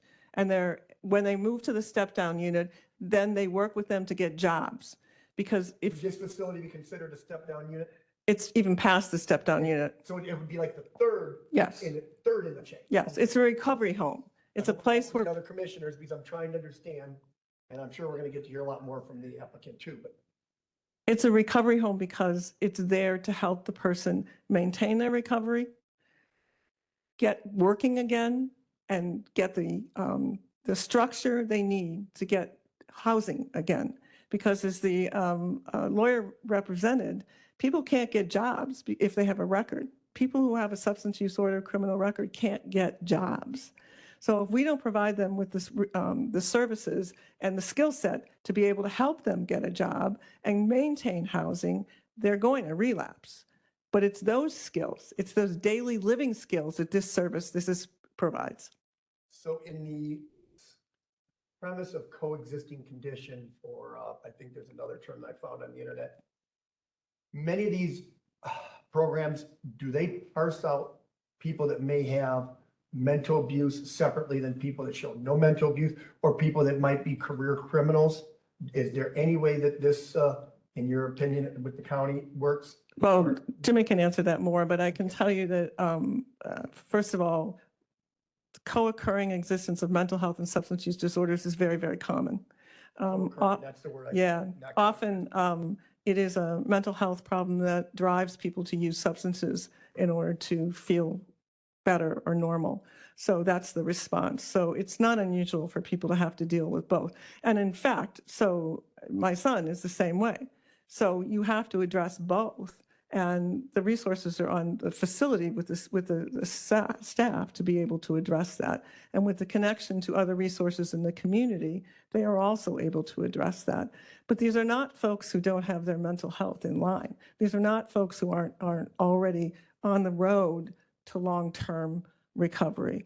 These are folks who've been through short-term recovery, and now they need that extended. Recovery is a lifetime process. You don't stop being in recovery. You're with that the rest of your life, and you continually grow and you continually add new resources to your toolkit to maintain that recovery. Does that answer your question? Thank you. Thank you. John, you're just extending the day longer and longer. Well, I know I am, but I got to give them due process. And granted, I'm the guy that only brought one cough drop to a 3 cough drop meeting. Sorry, everybody. Hello, I'm Robert Hughes. I own a family ranch, 2522 East Bemis Road, which is right next door to said facility. And the applicant, my kids, I brought them here today. They're there, and we're at the ranch every day, daily. And I think we're just listening to all the concerns of all the people in the facility in the area. I think we all agree that it's not something that we want to risk. The safety for my little girls riding horses and playing around there. That's their area, and the security measures that we guys have is just a fence and a property line. It's nothing. It's nothing there to secure us from any, missteps or mishaps or whatever have you. So, one thing I would say is what is the protocol for, the safety? Is the fence can't stop you, can't stop the guys from leaving the facility. So, I say that. And then also another thing, it doubles as a boarding facility with horses and racetrack and stuff like that. So, the horses, they need drugs and stuff to maintain, to perform and all that stuff. So what is the proper protocol for the EPA with the drugs and being at the same facility, and being at the same location and address?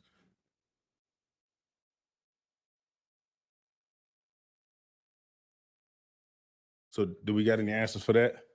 No, to direct the questions to us, but we don't answer these questions. We listen to you. Okay, well, a question would be the ranch or the address where the zoning is applicable.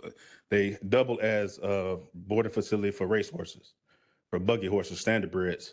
And so what's the safety protocols on the drugs and the uses for the horses and all the stuff like that for keeping it away from the people? Sure, you're worried about ketamine and a few others, I know. Yeah.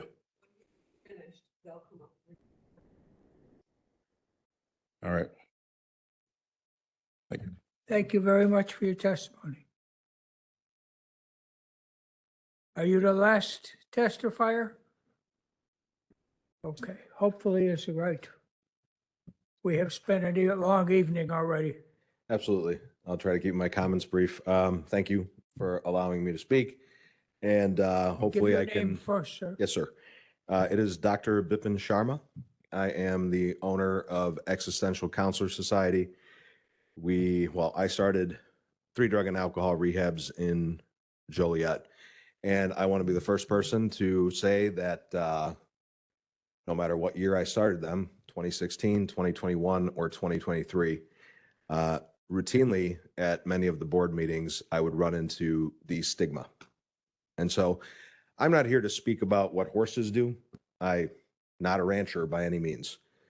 I came because something I firmly believe in, recovery.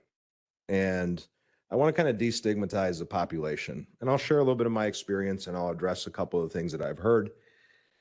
Just to sort of, again, maybe open up the conversation or understanding of what we're talking about here.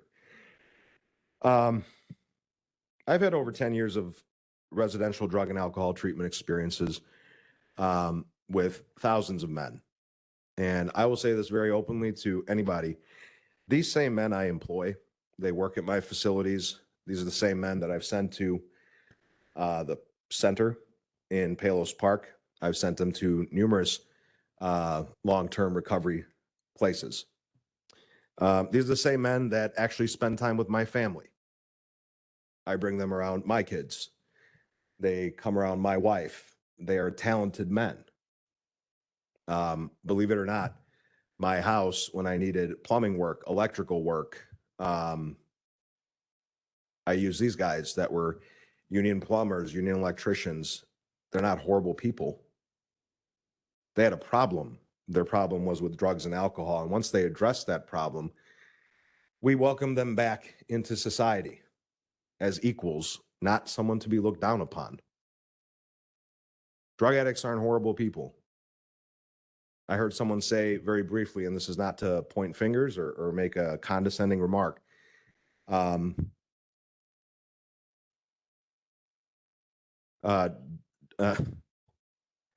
dispensary that distributes cannabis and we have a problem there, and we're comparing that to 15 men potentially seeking to renew their life, reaffirm themselves into society, become contributing members of society.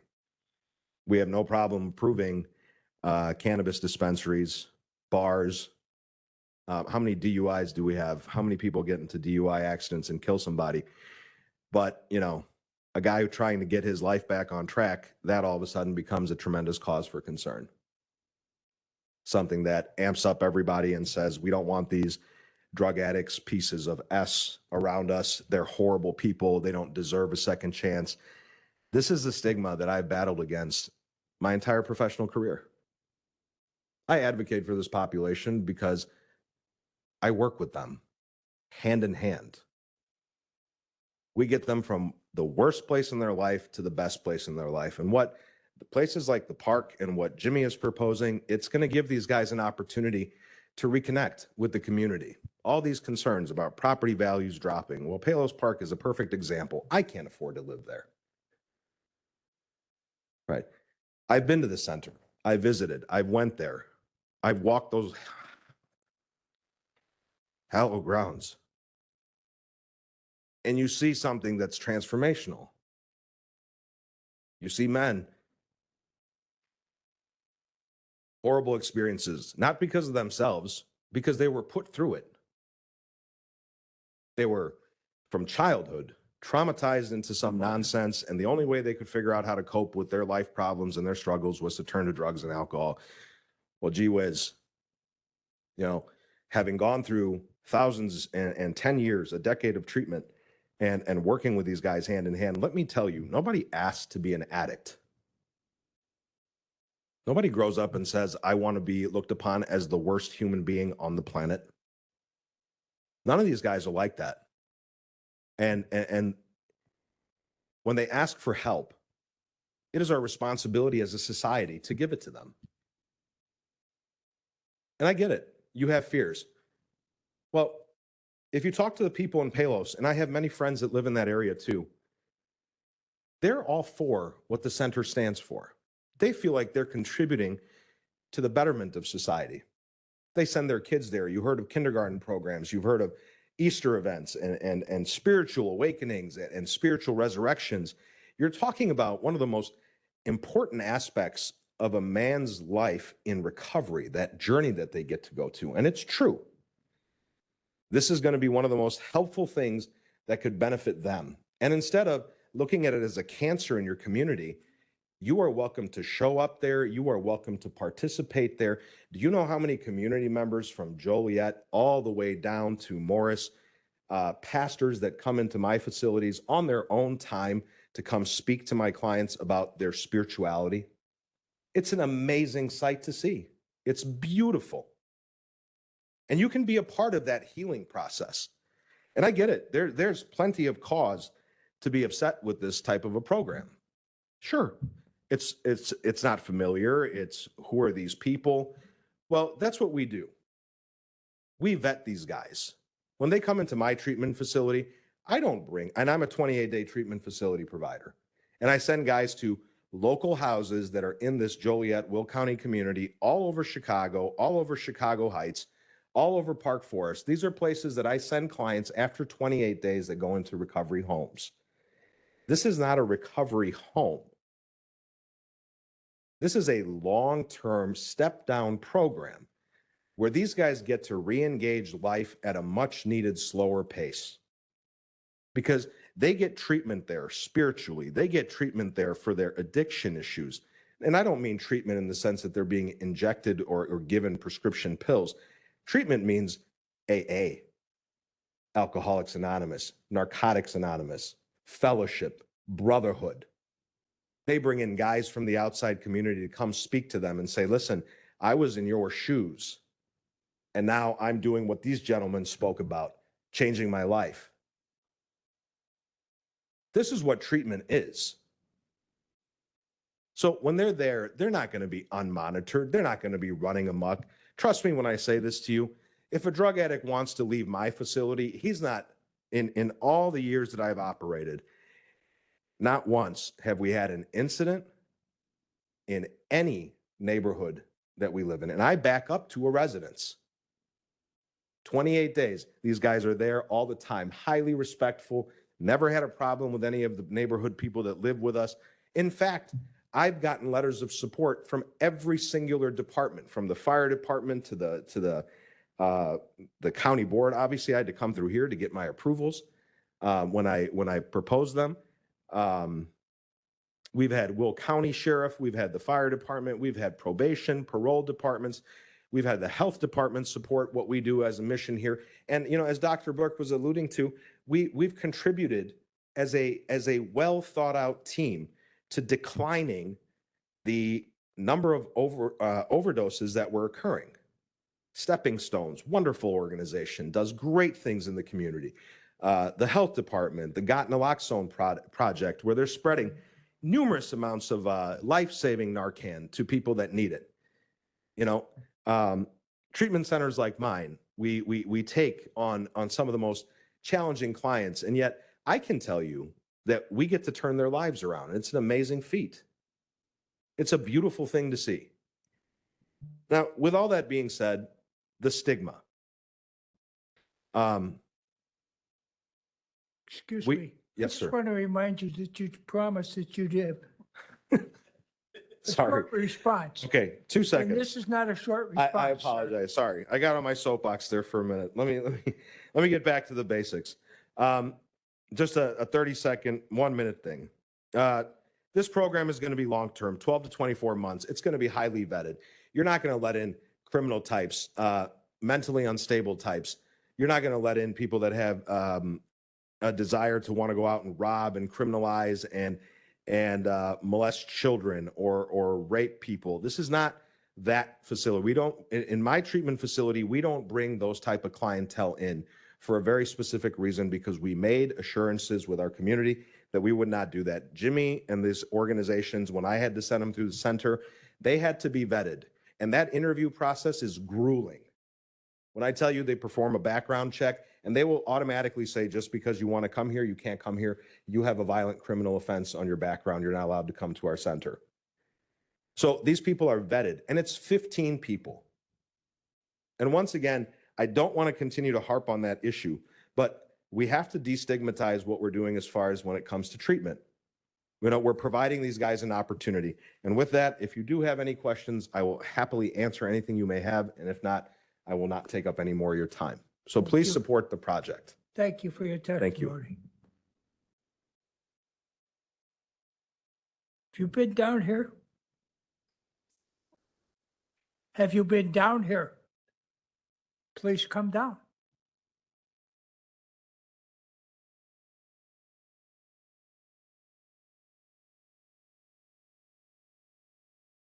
Hi, my name is Gail Zajeski, and I live with my husband, John, right across from the Hughes.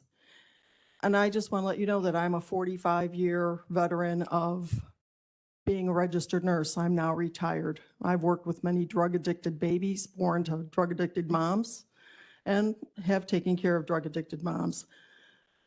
I wanted to just let you know that, hey, we get it. We were married at the center over in Palos Park, my husband and I. We get this. We know that this is needed.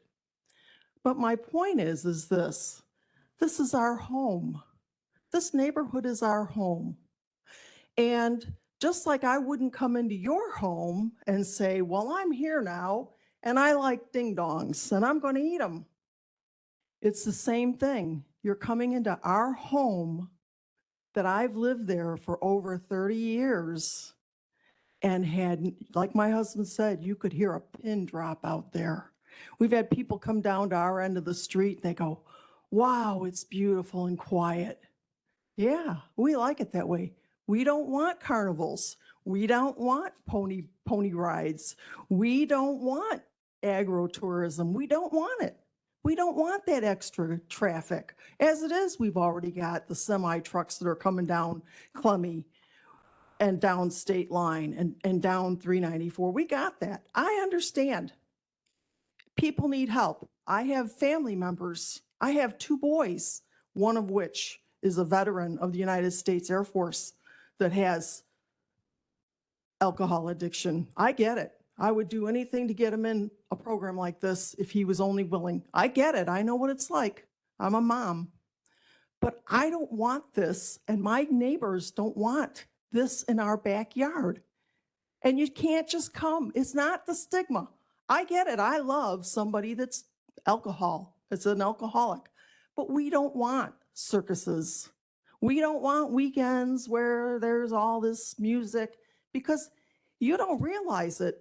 You may have walked through our neighborhood, but you haven't lived there. My husband and I can't sit on our front porch and talk at a normal level. You know why? Because it echoes like crazy. We hear people in our neighborhood have arguments, and I'll bet you they've heard us have arguments, because you can hear really well out there because it just bounces. And we don't want to hear that. It's quiet. We all came from somewhere. You heard people saying they came from Chicago. Yeah, they're looking for solace. We came from Los Angeles. We're looking for solace. We're looking for quiet and calm. That's all we want. I hope you can appreciate that. It's nothing against Second Story or the center. Like I said, I got married at the center. It's a wonderful place. And I understand. The Second Story, what a beautiful thing. I'm so proud of you people that have made the strides that you've made. And I'm so proud of the people that want this type of thing. But Crete and Will County is a big place. It's a big place. There are other places. We want that quiet. That's all we want. We want what we bought, peace and quiet. And I hope you understand it. It's nothing against you. It's nothing personal. I just want to be able to walk down the end of my street and not have some carnival going on. That's all I want. Thank you for your time. Thank you for your testimony. Are there any more who testify tonight? If there are, come down now. Otherwise, we're going to move on because we've spent an hour and a half on this case already. Are you coming to testify? No, okay. Testimony closed. Rebuttal. I'll give you gentlemen time to close, but please be succinct. I will do my best. So in the effort of being succinct, I'm not going to do a point-by-point breakdown of everything that's been said tonight, but I will say the following.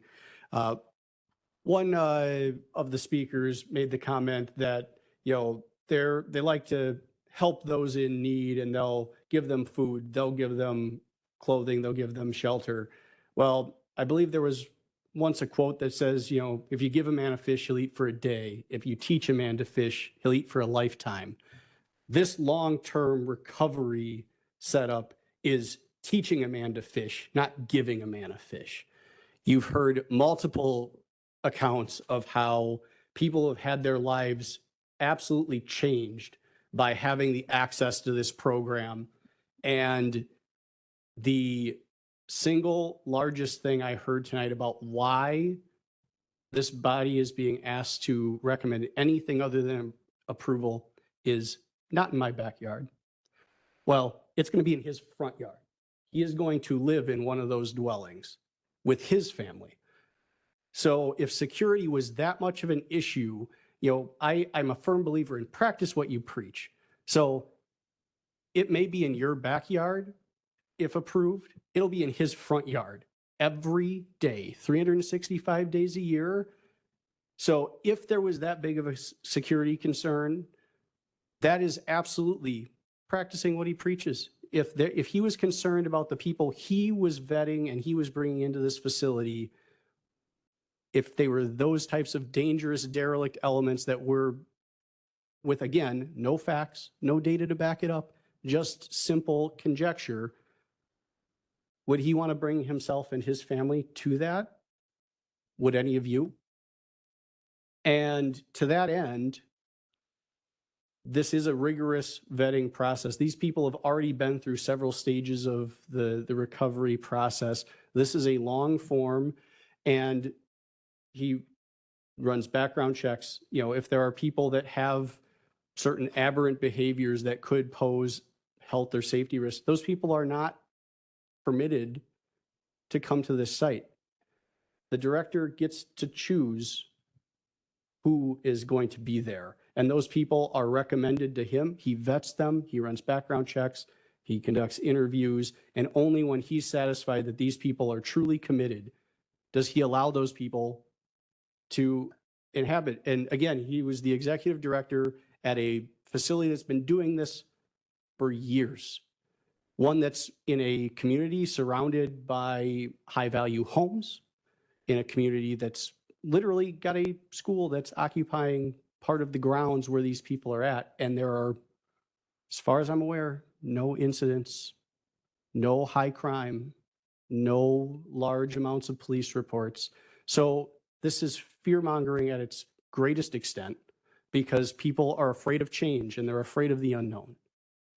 The people who have been through this process, the people that are putting together these materials, we're here not on emotion. We're here on data, we're here on evidence, we're here on results. And this will give Will County a key piece in its ongoing puzzle to improve the situation for drug, alcohol treatment, and recovery programs.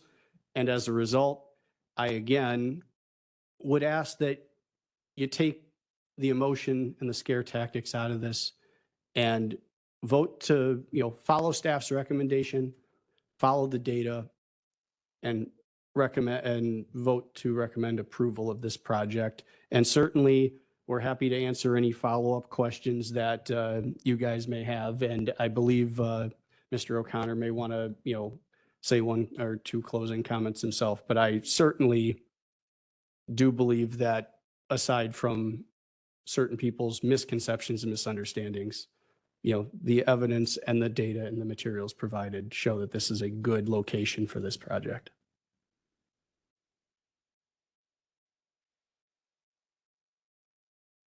I want to get out of here too. But I need to address a couple things. Number one, I want to say to everybody from the housing develop, every one of you is important. We own the property, so you're already our neighbors. Every one of you is important. Everybody in a community is important to us. Few things I want to address. Number one, the process to get into the program. This man has to be in a 28-day inpatient program. So he has already had to ask for help. He has already had to make an investment in his recovery to go into a locked facility where he gets counseling, case management. Now, while he's there, his counselor has to get a hold of me. Sometimes it's his mother. I tell the mother to call the facility. That counselor gets a hold of me and we set up a phone screen. And during that phone screen, I start trying to talk the man out of it. And if he still wants to come, I'll get a social security number, birth date. And I run down and I do an unbelievably thorough background check. And I am not just screening for criminal activity, there's some criminal activity that happens due to drug and alcohol use. No sex offenders, no crimes against women or children.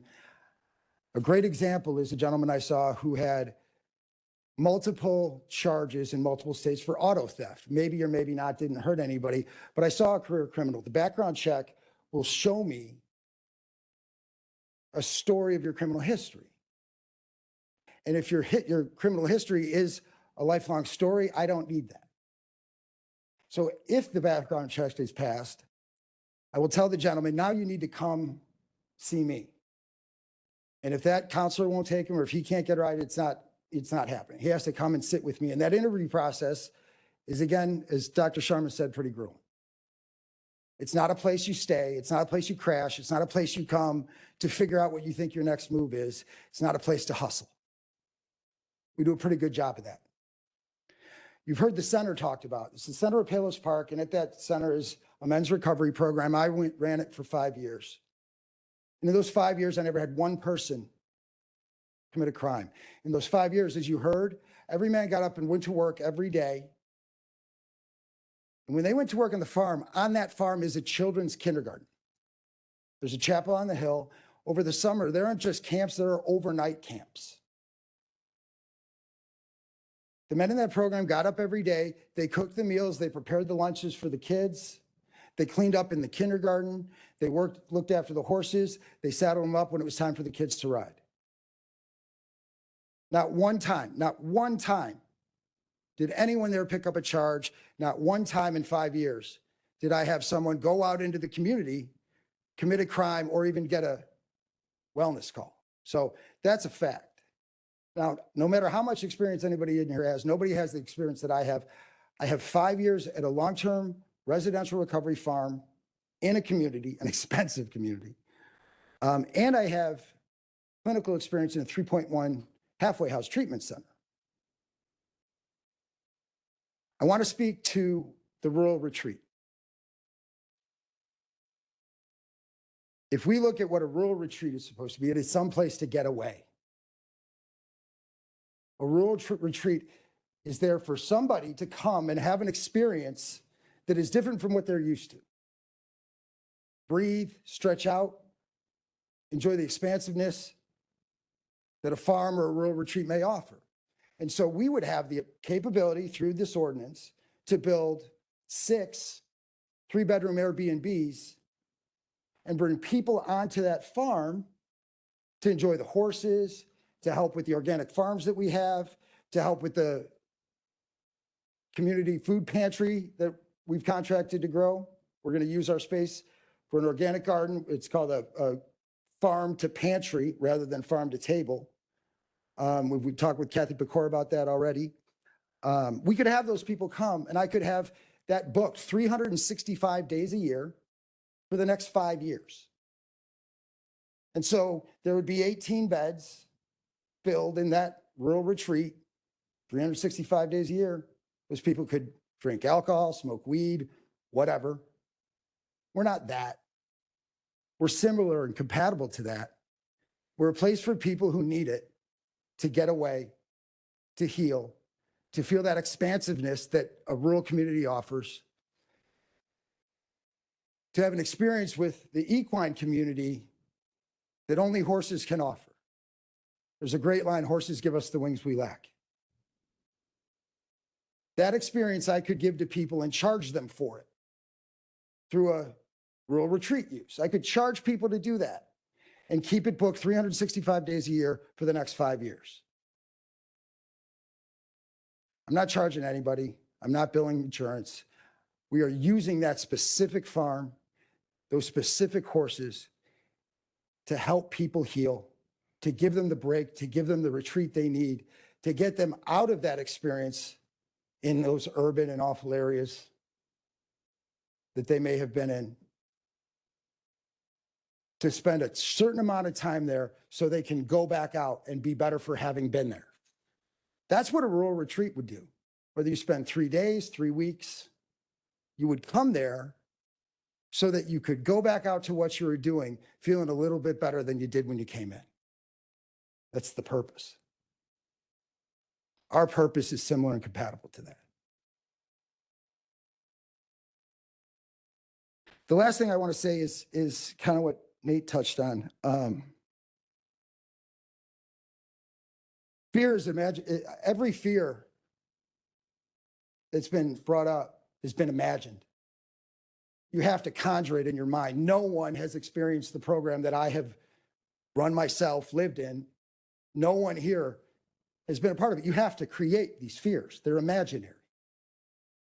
You can construct them, and you can't speak to everybody's imagination, and I can't guarantee anything.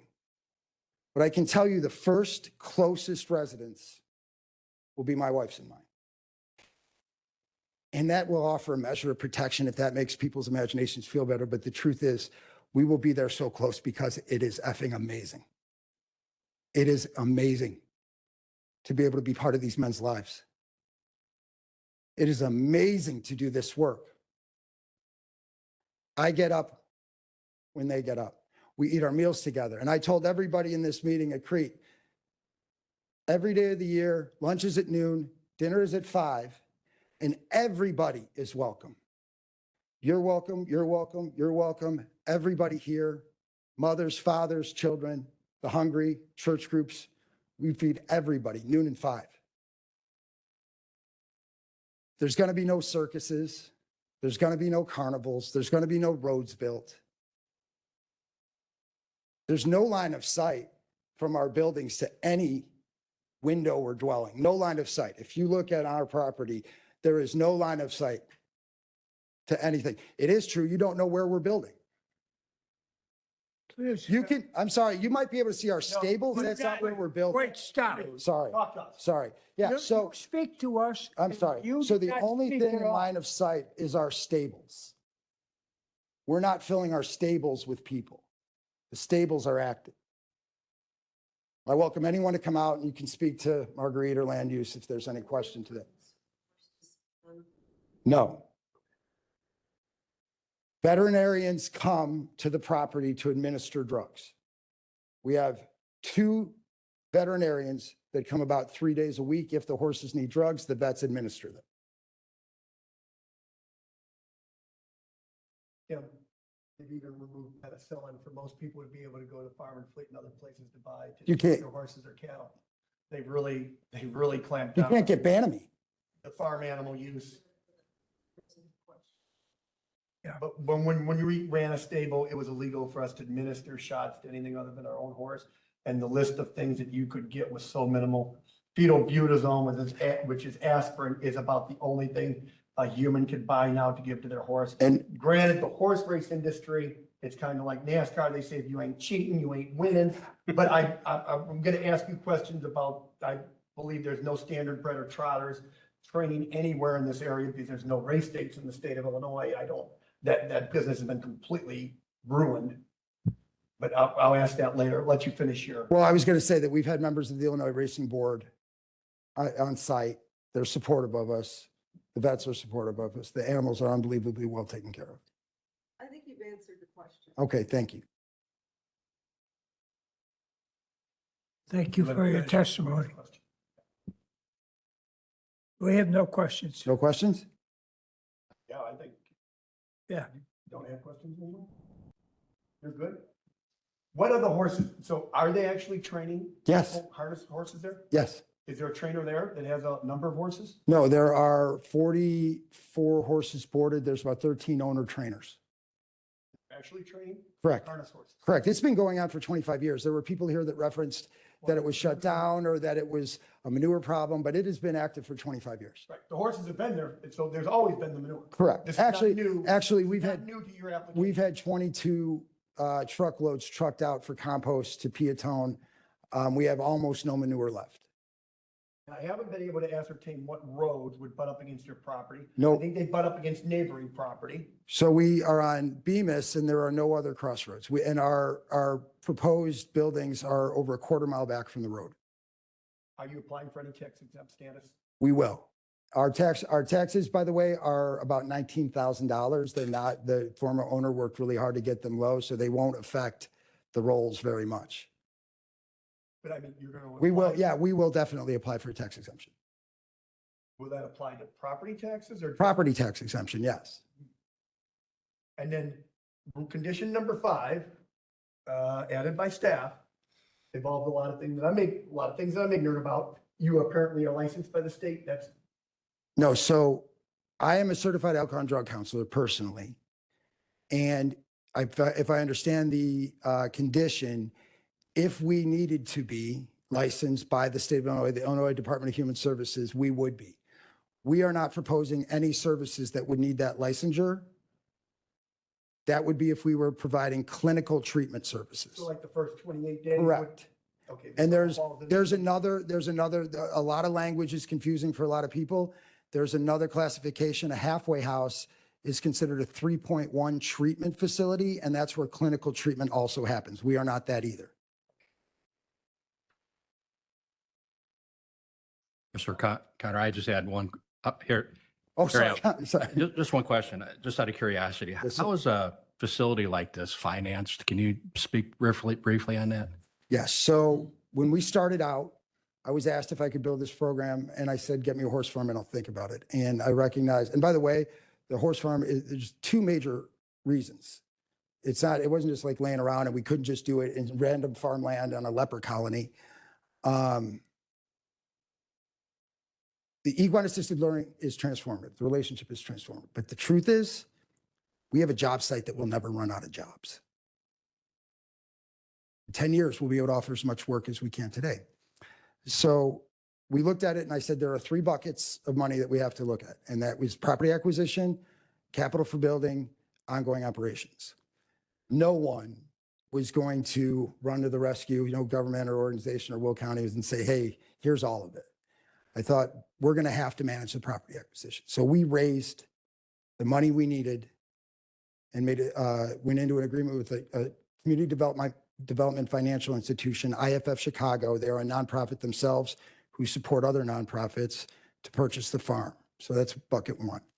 Bucket 2, we believe that we are an excellent program for capital dollars from government. We have some meetings upcoming that are going to hopefully cover that. And then bucket 3 is ongoing operations. We are going to be privately funded. Our return on investment is unbelievably low, partially because we do live on site. So our private fundraising will be able to cover the ongoing operations. So I hope that answers it. Financing is a little bit uncertain at this point. We've had the property 4.5 months and I have a meeting with Bobby Kennedy on Monday for funding wellness farms from HHS. So financing for nonprofits is always uncertain. Yeah. And for profits also. Touche. Have we any more questions from the board? Thank you very much. Thank you. Thank you for your time.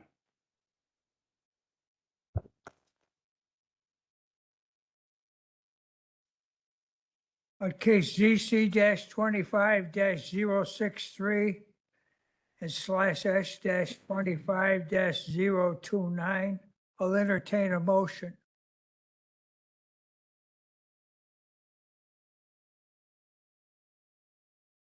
No one steps forward to make a motion? Am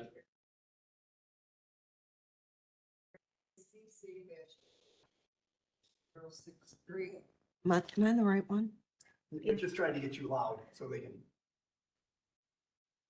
Item S-25-029, I would like to make a motion for approval of a special use permit for similar or compatible use for rural retreat with the 7 recommendations.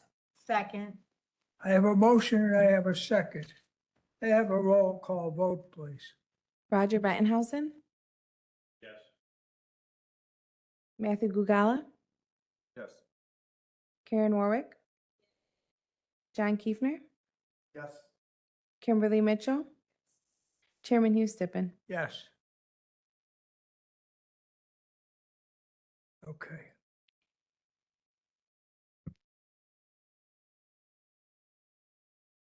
Our next case is case number ZC-25-069/V-25-104.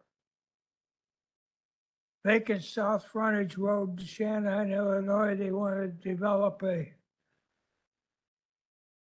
variance for a lot frontage from 80 to 0 feet to develop the property. And Kelly Krasinski will be our presenter.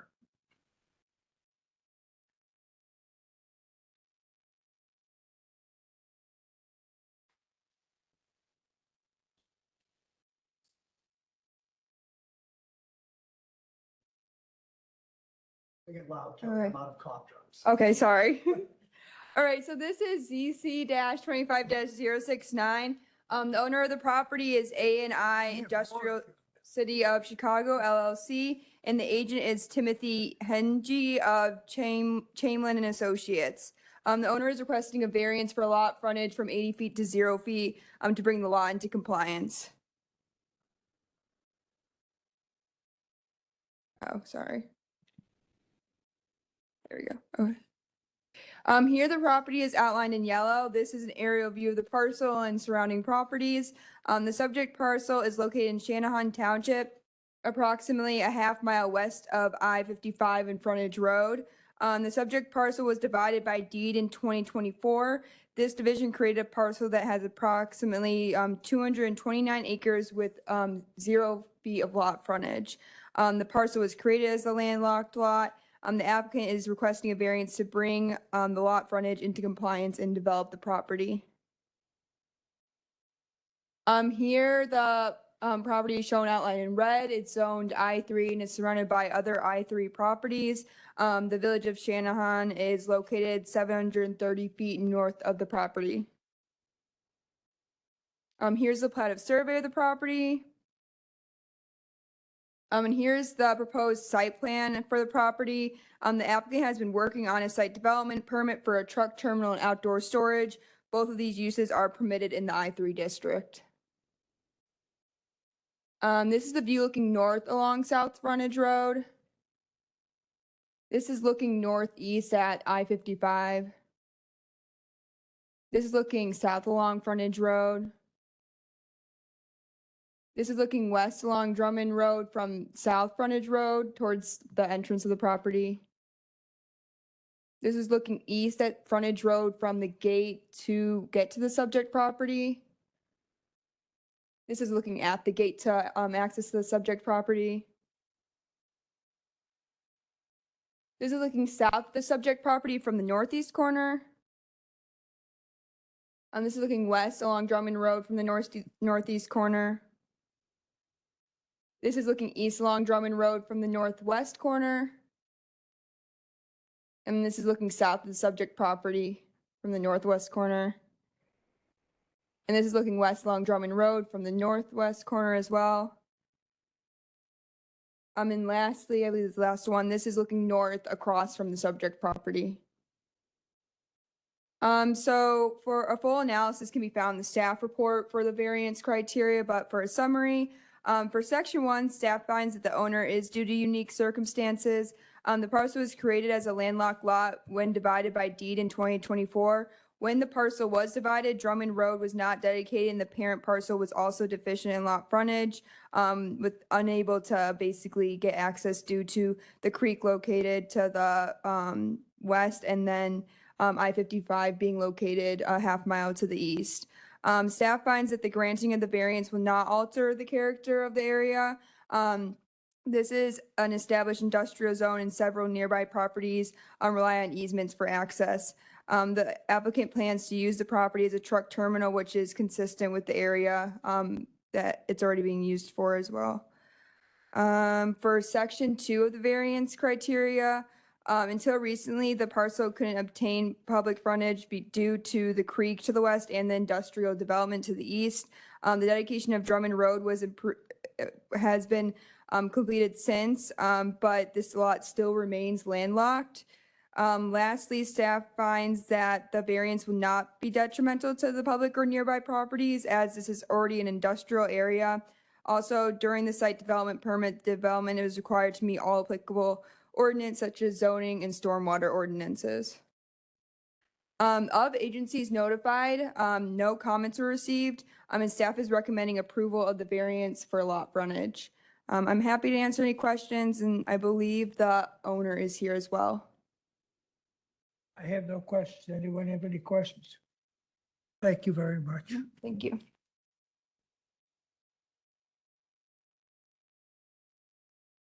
Are there any concerned citizens or objectors to this case here tonight?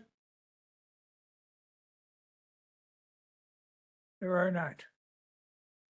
Are you agent? Okay. We have no concerned citizens or objectors, and we have a recommendation of approval. Do you want us to just go ahead and take a vote?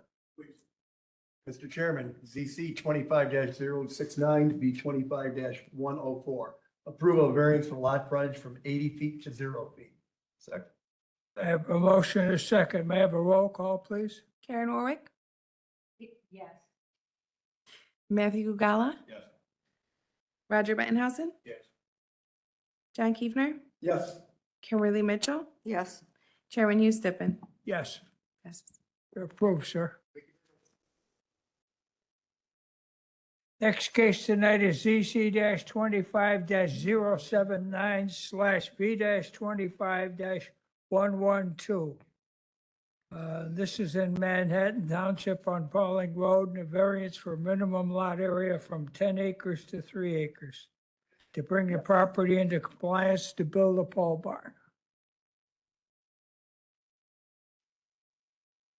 And Ashland Kirby is our presenter. Yes. All right. 1 second. Let me just get this up and running, I guess. I got kicked out. Alrighty.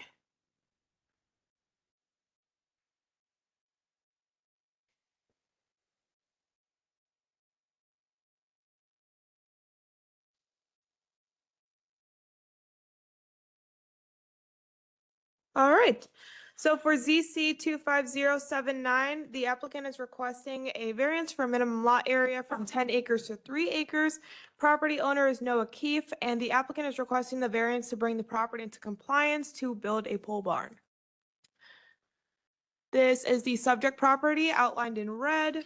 Subject property is in the southwestern part of Green Garden Township. Per the recorded deed, the applicant purchased the property on July 14th, 2024.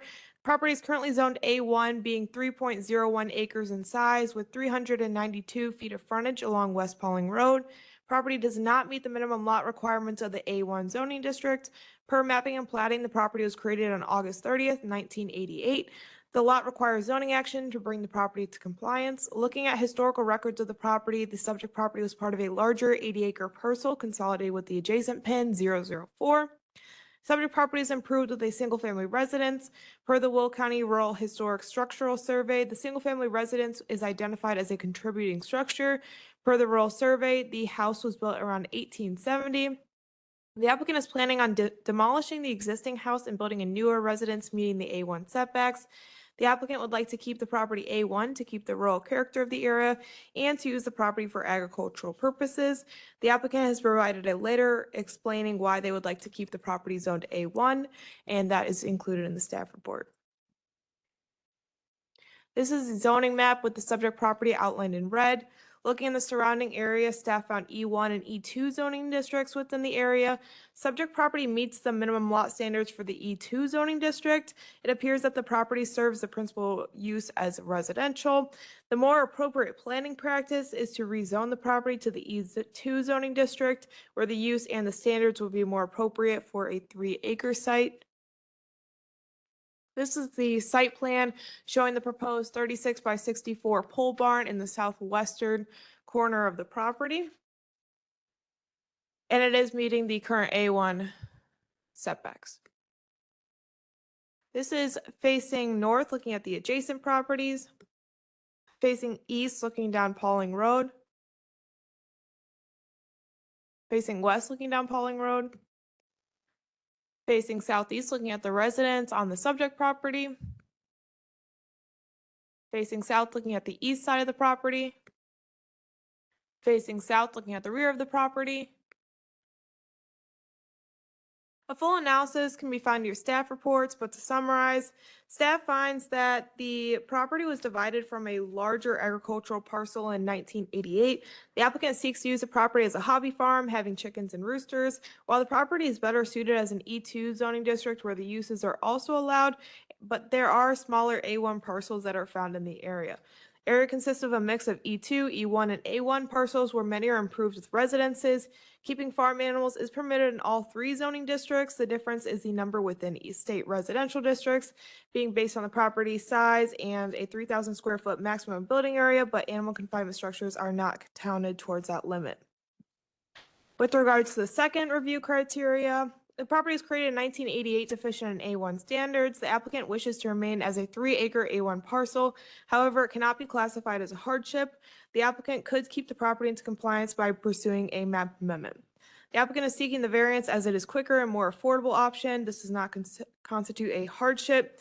And the lot was created before the applicant purchased the property. However, the current property owner is now responsible for bringing the lot into compliance. With that being said, of the agencies notified, no one objected. However, staff did receive a letter from an abutting property owner today, submitting a letter with questions and history of the property, provided an appraisal, and this was sent out as a memo. However, staff is recommending denial of the variance due to recommending a map amendment instead. And I'm happy to answer any questions. You're recommending map amendment because it more conforms with what the county wants? It's a better planning practice. The parcel that was created, the 3 acre, is more compatible to like an E2 zoning district. So for staff, we would recommend just going through the map amendment. However, the applicant provided a letter explaining why they want to keep it an A1 lot. And That's the letter I can't find. okay, Oh, maybe it is in there then. The first yeah, page.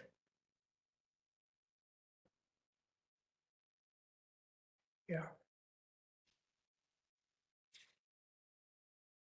I thought this was all from the neighbor. He doesn't ask a bunch of questions, but doesn't say whether they, I read that.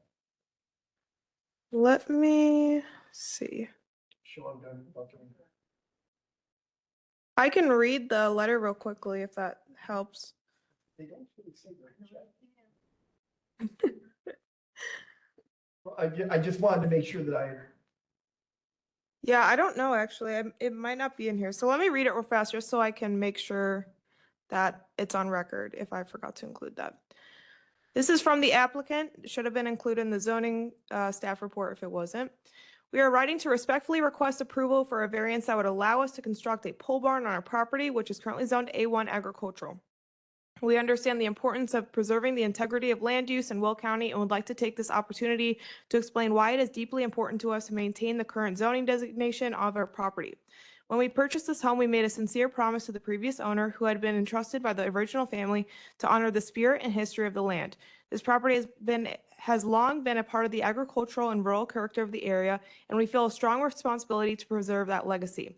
The prior owners expressed a deep desire that the land never be drastically changed, rezoned, or developed in a way that would compromise its original intent. We wholeheartedly share that vision. Our goal is to not change the purpose or character of the land, but simply to enhance the functionality of the property for our family's personal use, while remaining fully aligned with the agricultural nature of the zoning. The pole barn we are requesting to build would serve practical rural purposes such as storage for equipment, tools, or vehicles.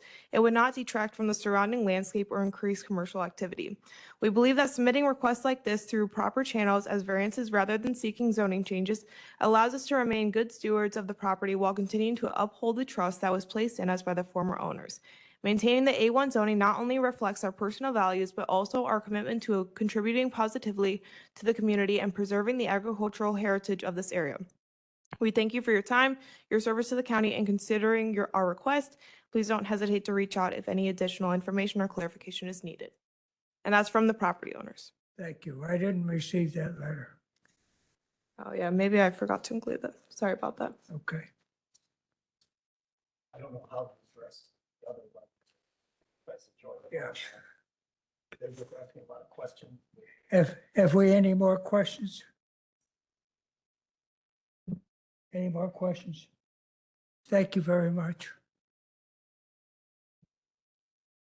That other letter says they don't have any objections to the construction of a pole shed as long as the use does not impact the agricultural use of surrounding parcel. We don't want surrounding parcel to be used as a dumping ground for activities, Right. et cetera, et cetera. So it seems to me that that letter. There was a lot to read. Please come forward. Something had to read twice to figure it all out. Hi, my name is Veronica Ortiz, I'm Noah Keefe. and we both own the property. Okay. No, I think we ran through everything unless you guys have some questions Step for in us. front of the mic a little more. Sure. I think you went through everything very nicely, unless you have any questions for us. Well, the other question we had is that they recommended denial, and you obviously are not in agreement with that. So would you like to explain your reasoning why you want to go ahead with the zoning as is? I heard the letter. Yeah. And So- that's, go ahead. So the original owner, he's actually the one that sent the email this morning or this afternoon. And I think it shows too how strongly he feels about the history of the land. And that's really why we want to keep it A1, because if, I don't know, 20, we plan on staying at this house forever, but if down the road we want to give it back to them, which he originally wanted to buy, I assume because he owns the property around us, that's cornfields, and right now they have green beans, they would have to rezone it back to A1. And then they also didn't want developers coming in and developing the land because it meant so much to them.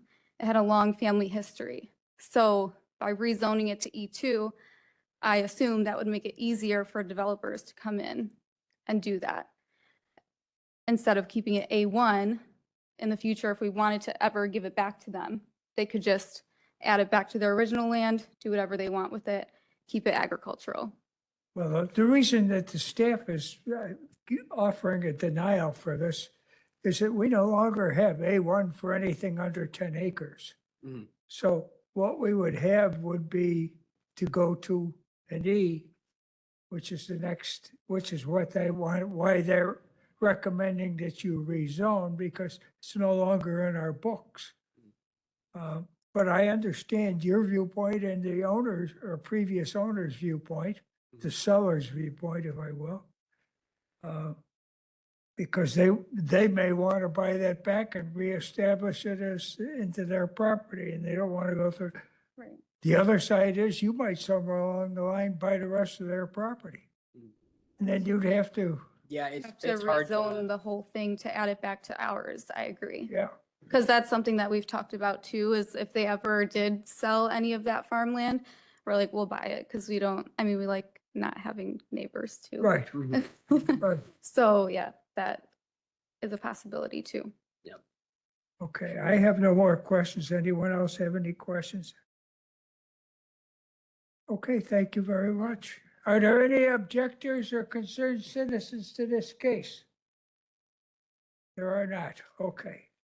Then we're going to go ahead and take a vote on this case. I would entertain a motion on case number ZC-25-079/V-25-112. All right, Mr. Chairman, with regard to ZC 25-079/V 25-112, I move for approval of a variance for minimum lot area from 10 acres to 3 acres. Okay, I have a motion and a second. May I have a roll call, please? John Kiefner, Yes. Roger Bettenhausen, Yes. Matthew Bugala, Yes. Karen Warwick, Kimberly Mitchell, Chairman Hugh Stippen. Yes. Yes. Okay. Thank you. Chris, got it. Thank you. You're welcome. Our next case tonight is case number ZC-25-076/V-25-111. It's in Beecher, Illinois, and it's a variance of lot acres from 10 acres to 5 acres to bring the property into compliance and build a barn. And Jesus Presenta will be our presenter. Good evening. Good evening, thank you. Yes, I'll be going over zoning case 25076. And again, pretty similar to the last case, also requesting a variance for lot area, this time from 10 acres to 5 acres. The owner property is Evelia Lopez Flores, and the agent is Araceli Sotelo. The applicant is, again, applying for variance for lot area to bring the parcel into compliance and build a pole building. So quickly here, a view of the zoning map. As you can see, the property is highlighted in red and is basically surrounded by other A1 zone properties. This property is only 5 acres, which is making it deficient for A1 standards. And as mentioned before, the property is also surrounded by A1 properties. Another quick view of the aerial of the property, again, outlined in red. The property submitted a building permit to build a barn. As staff reviewed the building permit, it was discovered that the parcel did not meet the minimum requirements for the A1 zoning district. Staff received data creation from the Mapping and Planning Department, stating that the parcel was created on July 31st, 1978. Only parcels that were created before July 20th, 1978 are considered to be legal non-conforming parcels. Only parcels that are deemed legal non-conforming are able to be issued building permits without bringing the property into compliance. Since this parcel was created after, a variance is required to bring the parcel into compliance before the zoning department can approve the building permit. quick here screenshot of the plat of survey of the property, showing the property boundaries as well as the proposed pole building located at the southern portion of the property. Some quick photos of the property. Here we have the view looking north at the subject property. The view looking south at the adjacent property across Corning Road. The view looking east down Corning Road. And the view looking west down Corning Road. I'll quickly go over the variance standards and review criteria. Staff finds that the plight of the owner is due to unique circumstance. As mentioned before, the property was created on July 31st, 1978. Only properties that were created before July 20th, 1978 can be deemed legal non-conforming properties. The property acquired a non-conforming parcel and is now attempting to bring it into compliance to allow to build a pole barn. Staff also finds the variance will not alter the essential character of the locality. In the general area, staff viewed several A1 properties that are also deficient in lot area. Now going over section 2, staff finds the physical conditions of the subject property does result in a hardship. The property owner would be unable to acquire additional lot area without creating additional deficient A1 parcels. Additionally, the possibility of rezoning this parcel would be an example of spot zoning, which is not considered good planning practice. Staff also finds that the granting of the variance will not be detrimental to public welfare or unduly injurious to other properties. The property has existed in its current configuration since 1978. Since then, the parcel has not shown itself to be injurious to other property or improvements in the neighborhood. With that being said, staff is recommending approval of the variance, and I'm happy to answer any additional questions. I have a question. Why is, saying the last case, why is that one denied and this one approved? Yeah, so just going back to the zoning map of the property, might take a little bit to go back there. But I believe the previous zoning case had E2 parcels at least close by, and this one is basically surrounded by A1. So when I was mentioning spot zoning, that basically means if there's only one zoning district of that kind in the general area. So for this one, it would be to rezone to E1, E2. It would basically be the only E2 or E1 parcel in the area, which is an example of spot zoning. And that's an example of not good planning practice. But for the other one, there was at least some E2 or E1 nearby. And No, it was all A1 surrounded all by farmland. The other previous case was all farmland, was all A1. No, Was it? to the west is a bunch of E2 lots. Was there? Yeah, yeah. Okay. About 9 homes in a row. From that 3-acre one? Yes, Oh. the farm around it was A1. but Right. yes, Okay. Immediately west of the neighbors horseshoe. that went up. What we saw was all A1. For the 3-acre? I can show you. No, that's fine. But yeah, as mentioned That's before. the main distinction between Okay. staff approval versus See not. this? And that spot zoning does Okay. tend to set a precedent that would Right. open the door for other people to Other- come. And that's exactly what the previous person said. They didn't want to do something that would be like precedent setting, taking away from agricultural lands. Correct. Okay, thank you. No problem. Any other questions? Thank you, Jesus. Thank you. Are there any concerned citizens or objectors to this case? There are not.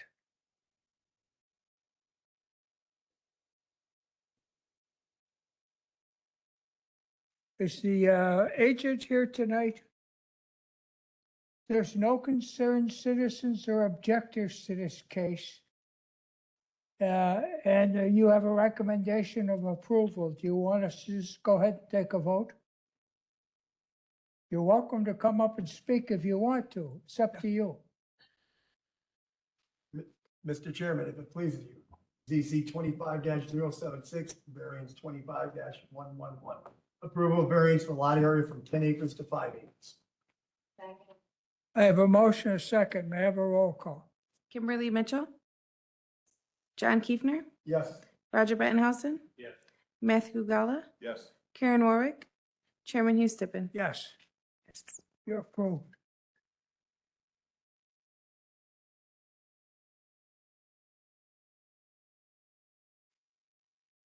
The last case tonight is a appeal of administrative decision about the zoning administrator And it is on Bluff Road in Lamont, zoned R2. So Marguerite Kenny will be our presenter.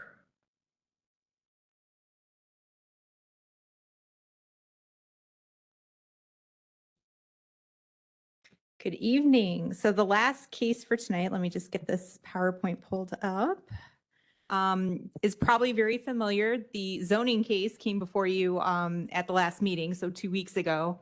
But this property is requesting an appeal of administrative decision. We assigned it case number AAD-25-004, and the property owner is 17438 Bluff Road LLC, where Roberto Mendoza and Yahiro Mendoza are each 50% interest.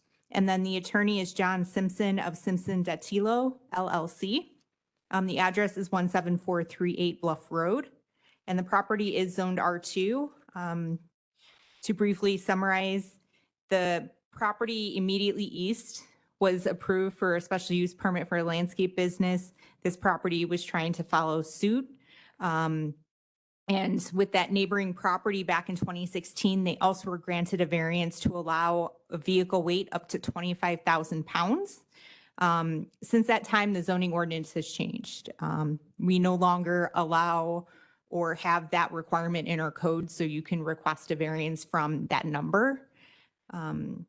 So with the applicant, they are trying to request a variance for a license plate classification variation. Instead, right now, our zoning ordinance allows in residential districts up to a Class D for vehicles, which is about, and I can show that, it's about 10,000 to 12,000 pounds by right. And what he's proposing to do would be a Class H, which is 16,000 to 26,000 pounds. And then a trailer with an equivalent classification, you can have a Class TA, which is about 3,000 pounds or less, is permitted by right in a residential district, or a Class TD, which is 8,000 to 10,000 pounds, would be allowed by right. But the way our ordinance is written is you can have a license plate classification in D, you're allowed 2. And we just use that as a use definition. So just kind of flying through, per the state of Illinois, they use flat weights for their license plate classification. So like I mentioned, Class D and Class H, or a Class TA or TD for a trailer. That's what they define their license plate classifications. With the applicant wanting to go heavier, it comes down to what can we, as the county, authorize in terms of variances? And it comes down to, under our zoning ordinance, that you cannot waive, modify, or amend any definition or use classification through a variance. So the applicant is here before you arguing that requesting a license plate classification change is not a use variance request, but staff finds that it is, so that's the issue before you. If you find in favor, I know the attorney is here tonight, you would be looking to review our, determination, and could potentially vote. If you did, you'd be voting to say that the zoning administrator or administrative decision was an error, that we should be accepting a variance application to vary the license plate classification letters for commercial vehicles and or trailers, and allow him to follow suit with a variance request at a later date. I'm happy to answer any questions. If commercial vehicles, the number of vehicles that they want on a property, and large commercial vehicles, the previous 2 cases that were similar to this were basically hobby farms. Well, you approved 2 weeks ago to allow the 16 commercial trailers and vehicles on site. and have up to 21 vehicles on site.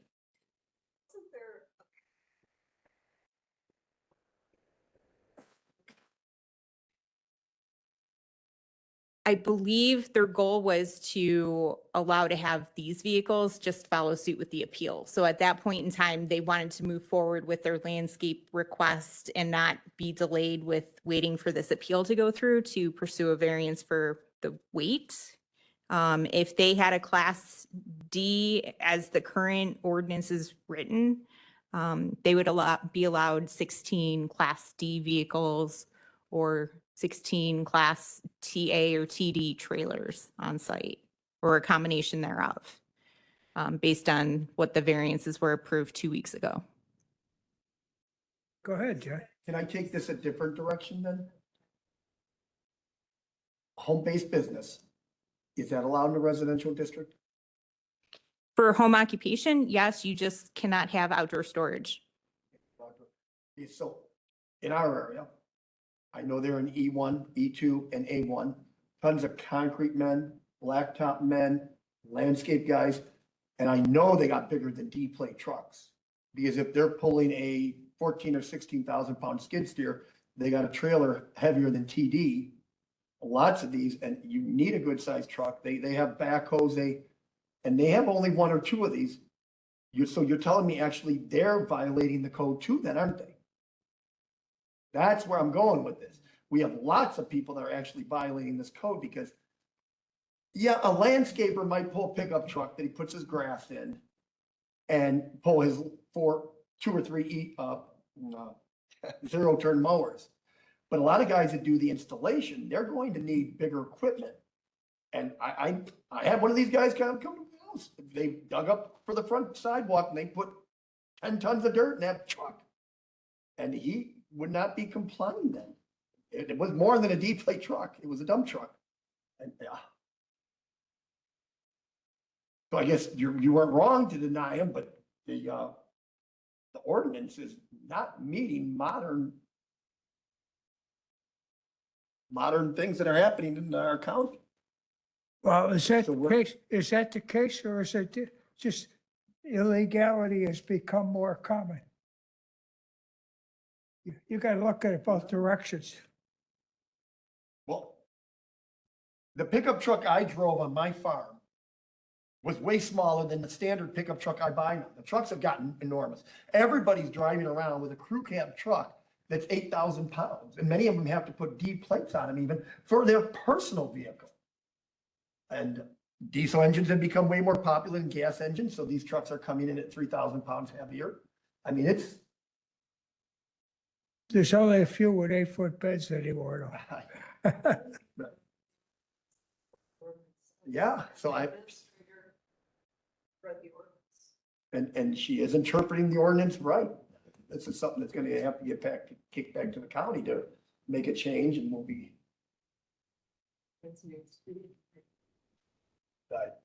I could turn in thousands of people, or I should say 100,000 in my area. I do want to point out the attorney's here if you want to hear his arguments. The attorney for the proposal people? Okay. He's got a lobbyist case. We definitely want to hear his arguments. Are there any concerned citizens or objectives to this case? And before he speaks, was anybody notified? The AAD did not get notice sent to any of the neighbors or Only publication in the newspaper. only? Please, sir. Thank you, Commissioners. And as much as I enjoy seeing everyone on a bi-monthly basis now, I do appreciate you guys taking the time. I went through this extensively. I know it's been a long night. I could only imagine. So when the original applicant, or sorry, when the neighbor to our east applied, the statute at the time allowed, I believe it's 8,000 pounds. It was a numerical limit. The county changed the way they classify it based on the Illinois license plates. So they're using letters now. It was allowed previously without violating the use or the definition previously. And what I submit is the only thing that's changed is the county has now mirrored the same definition that the state has given for license plates. I submit to you the reason why that was done is because respectfully, this body nor the county board has the authority to change the license plate limits allowed on a state road. So you couldn't allow a 18-wheeler on a road that could only support 8,000 pounds. And that's why the license plate classifications really come into play here. We are requesting an H license plate because of, and if you look at the range, it's kind of absurd, but H goes from 16,000 to 25,000. We are right around 16,000. The vehicles that we have are not 18-wheelers by any means. The reason why it jumps up, similar to how the commissioner alluded to these diesel trucks, is when you're hauling the equipment to either load hardscaping, we require Class F license plates, Class H license plates. But it's based on what the load is in the truck. So we're already, pretty much 8,000 pounds. If we're hauling 8,000 in the bed of the truck, or if we're hauling 8,000 on the trailer, we require these upgraded plates. So I know the county updated the ordinance. I actually think it caused more difficulty because effectively we'll be allowed the use if the county board approves this Thursday, but we won't be able to have the vehicles on the site, which kind of seemed counterintuitive of this and the process that we were going through. I would also ask this board just to be mindful of one thing. This is what we're trying to do. Our goal is compliance. So I'll be before the county board 2 days from now on Thursday. And there's really two ways that I believe this is going to go. They're either going to say, hey, we want a map amendment, or we approve of following what the eastern neighbor did so that it would revert back to residential. This overturn would allow us to immediately take action if they like the direction it's going of let's mirror what the neighbor did. And I think that would be a resounding response to this board, because we'll eventually have to come back before you again on this underlying matter. If they say map amendment, we won't waste the time or resources or the staff's time or resources to do a variance for which we're allowed by right. We're allowed these trucks by right if there's a map amendment. So it's really what is the county board's prerogative of which way they want to go here? Because effectively they could either say we want it zoned industrial, which opens up another bag of issues, or we want to move this way, which presents the same issues. So what we'd ask is that simply the appeal to overturn gives us the option to file this, but we'll know more on Thursday. What I was hoping not to do is have to ask for a continuance and then try and figure that out after. This is just the overturn, not the underlying approval. So it kind of streamlines this so that we know exactly which route to take pending the outcome of the Will County Board of Commissioners. Well, as you know, you're asking us to go against our administrator's word, the inspector's word on what is happening, and he's only judging by the current law that the county has put in place. And I see some problems for you in the future and your clients in the future, in that this particular road is one of the few roads that's been upgraded weight-wise because of all the industry that has moved in on that road. You're going to go down into those communities and have to buy permits to haul this heavier equipment on their properties. Chairman, respectfully, this area is a nuance, and it's not. This is no ill will towards staff, the community, or anything. This is just the number of catch-22s and headwinds we're facing between Woodridge annexing property to the north and the west, and Romeoville annexing property to the south. But we have deed restrictions to the 14 residential parcels to the east, which prohibit commercial or industrial. So even though the trend is going that route, it's not going to go further east unless they manage to get 14 parcels, which they couldn't put together 6 the last time. So I think they have a real challenge if they want to do that. Yes. By the time that happens, if they've secured 14 lots, the 2 remaining lots are going to be, it's going to be done for at that point. And that to me would set the trend. We're just trying to figure out, what do we do when we have these 3 different competing comprehensive plans and statutes? And the only thing that I would say is, while not to take anything away from staff or Ms. Kenny, I do agree. I believe there's an issue with the zoning relief because effectively, we're left on an island now of which way to zone this or what to do. It's allowed in certain districts, but other parts aren't. And so to me, if anything, it will allow me the opportunity to bring this up Thursday to say, hey, this might be something that a lot of people would do in the community on a 2-acre lot. And the way the restrictions that are going to be on this property should it really be classified as industrial? We're not storing manure. We're limiting the hours. We're not 24/7. We have no 18-wheelers like next doors or north, south, or west. Maybe that's something that admittedly 9 years ago, people weren't as concerned about the outdoor industrial warehouses going up. Now they're popping up everywhere in industrial areas. So it might be time for the board to take a formal position. So when someone like me is trying to give advice to a client, I have a clear path forward and know what to advise them. Well, I can tell you, having been on this board for more than 25 years, that the standards that were set for these were more about noise ordinance, backup horns, and a lot of these still want to start at 6 in the morning. And they plow snow in the winter, and they bang the snow off the plows with sledgehammers at 2 in the morning, and people, residences alongside them are very unhappy with it. That's Rightfully mostly so. changed. That whole area, there is one solid, as you say, area of residences. Everything else is basically warehouse now. Correct. And there it is sprinkled even previously with these special uses. I think there was Commissioner mentioned about a blacktop company. There actually was a special use blacktop company to the west. I don't know, maybe Ms. Kennigan, I don't know if they sold, but one of the properties, if they haven't sold, then it's a little further to the west of the industrial development. So it's always had this kind of unique spot. Now it's just can't be more unique. It's not a proper term, but it's causing more issues. Let's just say. I don't want to take up more of your time. I think if you have any questions, I'm happy to answer it, but I think I've at least conveyed what the confusion is here. Anyone else have questions? Thank you for your time. Okay, thank you. Oh.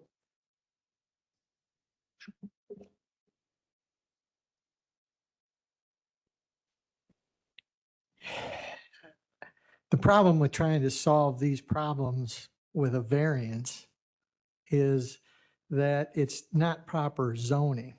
The proper zoning would be to rezone. There is that relief. That is available. For whatever reason, an applicant doesn't want to do that, I suppose, because it probably then would require additional zoning because there's a house on the property. But the thing is, every time we look at our code and say, we don't like it, when I go into court to try and tell a judge that, a judge is going to say, you don't like your code. Your PZC doesn't like your code. Why should I like your code? The only people that like it are our staff who are paid to interpret the code. So the way I look at it, it's not the fact that that happened on the neighbor to the east. That was a bad decision then. It's a bad decision now. And we shouldn't just do it again because it was done before. That's irrelevant. That's how I feel about it. And I have to say, from your standpoint, as my advice to you, the county board has given us this code. And when they say you can vary from it, it's because they've told you that there are circumstances in which you can vary. This is not one of those. So you're rewriting the code. If we made this vote tonight this way, we'd force the county board to have to rewrite the code or Yeah, if we were wrong. if there are reasons to amend our code, that's, that can be done as well. But the piecemeal, let's solve this problem by a zoning action that is not authorized just isn't, I can't support it legally.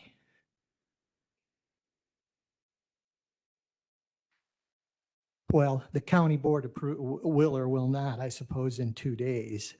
you made a recommendation. Is it wrong to be hearing this before the county board says yes or no on that? Well, no, because the only thing you're deciding today is whether or not the application can move forward. If you say that the application can move forward, you still have to come back and review it. By that time, we'll know whether the special use was granted or not. And if it wasn't, then, I don't know what use, these variances are if you don't get your principal use for the property. So from that standpoint, you got another bite at the apple, I guess is the way I would put it.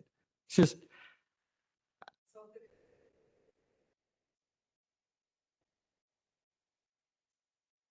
well, no. She interprets the code that the variance is allowable in this case. Yeah. But to your point, the neighbors did say they didn't want to see that property rezoned from residential. They wanted a line drawn to stop the warehouses. And the way I think I interpreted it, and some of the fellow commissioners was he was a good line because this applicant was a good line because they want to run a business there. It's already there. And it's gonna stop the industrial from moving. But it's another one we can't win either way we dissect it. Yeah. I'm just looking at it from a strictly legal standpoint of how best to address what our code says with what's being proposed. And our code would suggest that you need a rezoning application. That's the way I look at it. Or the other relief would be if enough county board members see what the issue is here, they might go through the whole process of tweaking and something that would allow him to seek this variance. They might, or they might approve it. They did it before. I mean, the special use to the neighbor to the east, the county board did that. Now it's a different county board. Circumstances are different. It's quite a few years later, I think 9 years later, but, It would be a longer process for this applicant. well, yeah, they have to come back for a rezone for sure. The very first, sorry. were you No, gonna talk? I was just going to jump in terms of the appeal before you. If, and this is speculating, the county board were to approve the special use, I think the applicant's needing this variance for the trucks he has. Otherwise, he's going to have to go through expense to get the trucks that meet the code, and that might not be viable in terms of what he's doing. Fine. So he might not be able to do the special use if he can't get the variance regarding the weight.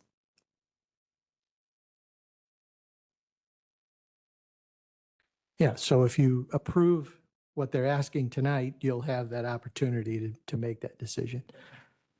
Maybe this is an appropriate question to ask, but if I was to read your body language, you want to approve this, but you know that if you read it right, you can't approve it. Or by, No, I mean, in terms of the ordinance, I mean, this particular issue has come before our office a few times.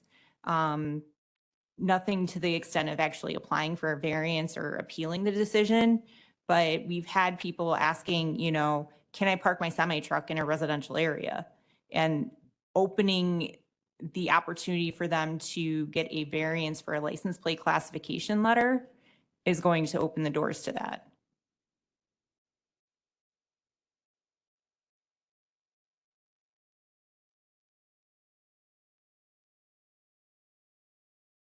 yeah, well, the answer I'll expect. This first case that preceded this case was different. It was a hobby farm with a back road that came to the back of the property.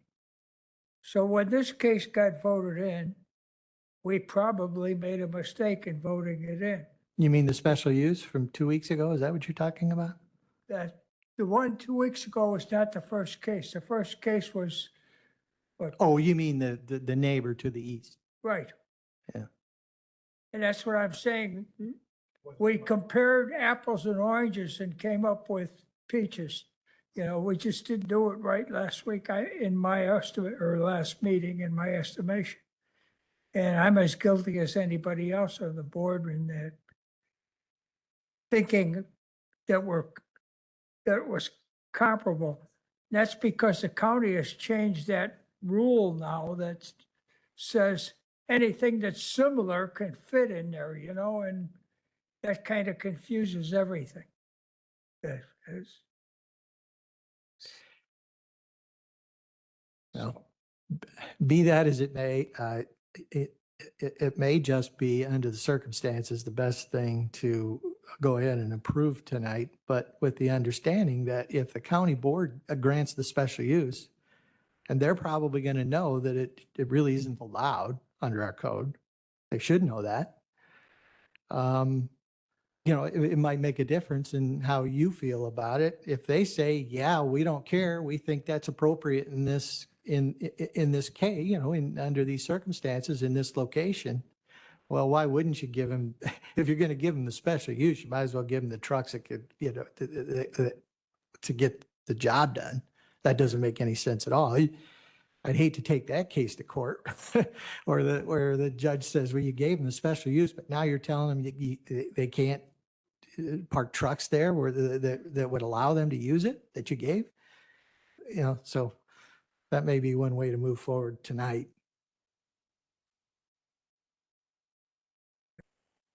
Roger, we always feel dirty when we tell the zoning administrator they were wrong, when we know they weren't wrong. Yeah.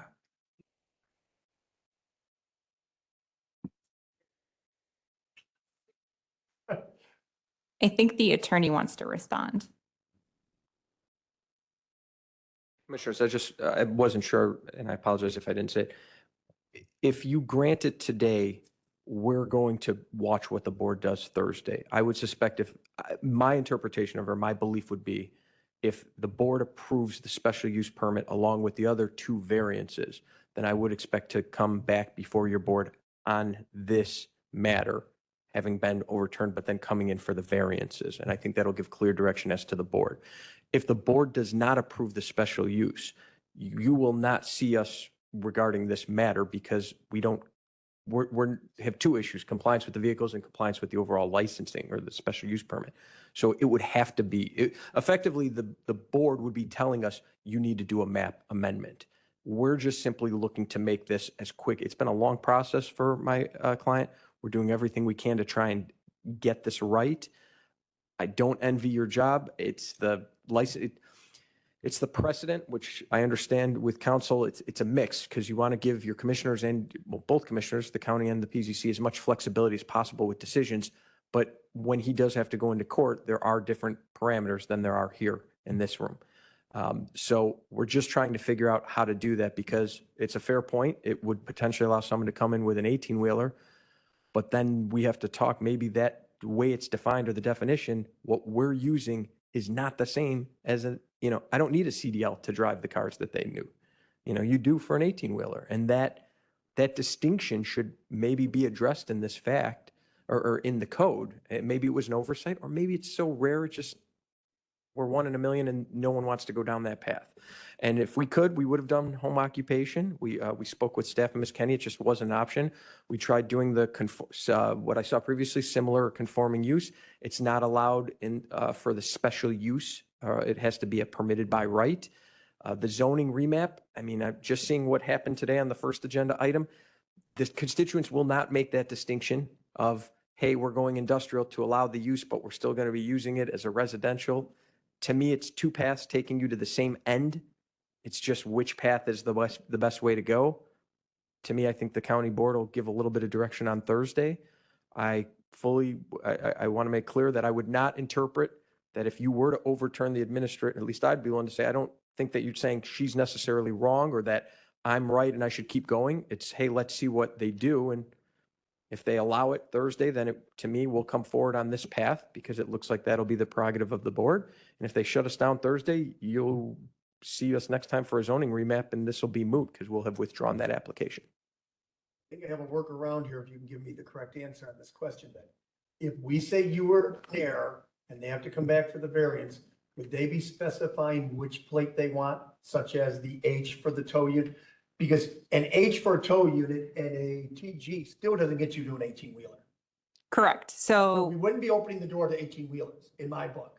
no, but you would allow potentially another person coming forward to request a variance to allow an 18-wheeler, but you would still Inch up be, the precedent you would be looking at, the variance request and you can always deny it. Right. I think I would be making a motion that she is in error. Make the motion. If you're all done. Mr. Chairman, make a Thank you. motion that make a motion that the administration decision being appealed is an error, and the zoning administrator is hereby required to accept the variance application for varying the license plate classification allowers for commercial vehicles and or commercial trailers in a residential zoning district from the property commonly known as 17438 West Bluff Road, Lamont, Illinois 60439, and identified by permanent index number 1202241000130000, provided all other application requirements are satisfied. That's my motion. Second. I have a motion, a second. May I have a roll call vote? John Kiefner, Yes. Roger Bettenhausen. No. Matthew Gala, Yes. Karen Warwick, Kimberly Mitchell, Chairman Hugh Stippen. Yes. 4-2. Two got 4. That, as you say, we may see you again, we may not. In this case, I mean.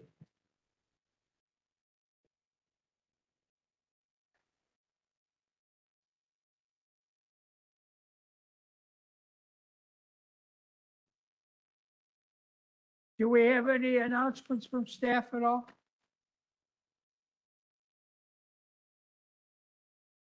No announcements? Okay. Our next meeting is scheduled for September 2nd, 2025. And I'll accept a motion for adjournment. Motion to adjourn? I have a motion, a second. All in favor signify by saying aye. Aye. Any opposed, same sign? We're adjourned. So we thought maybe you weren't coming to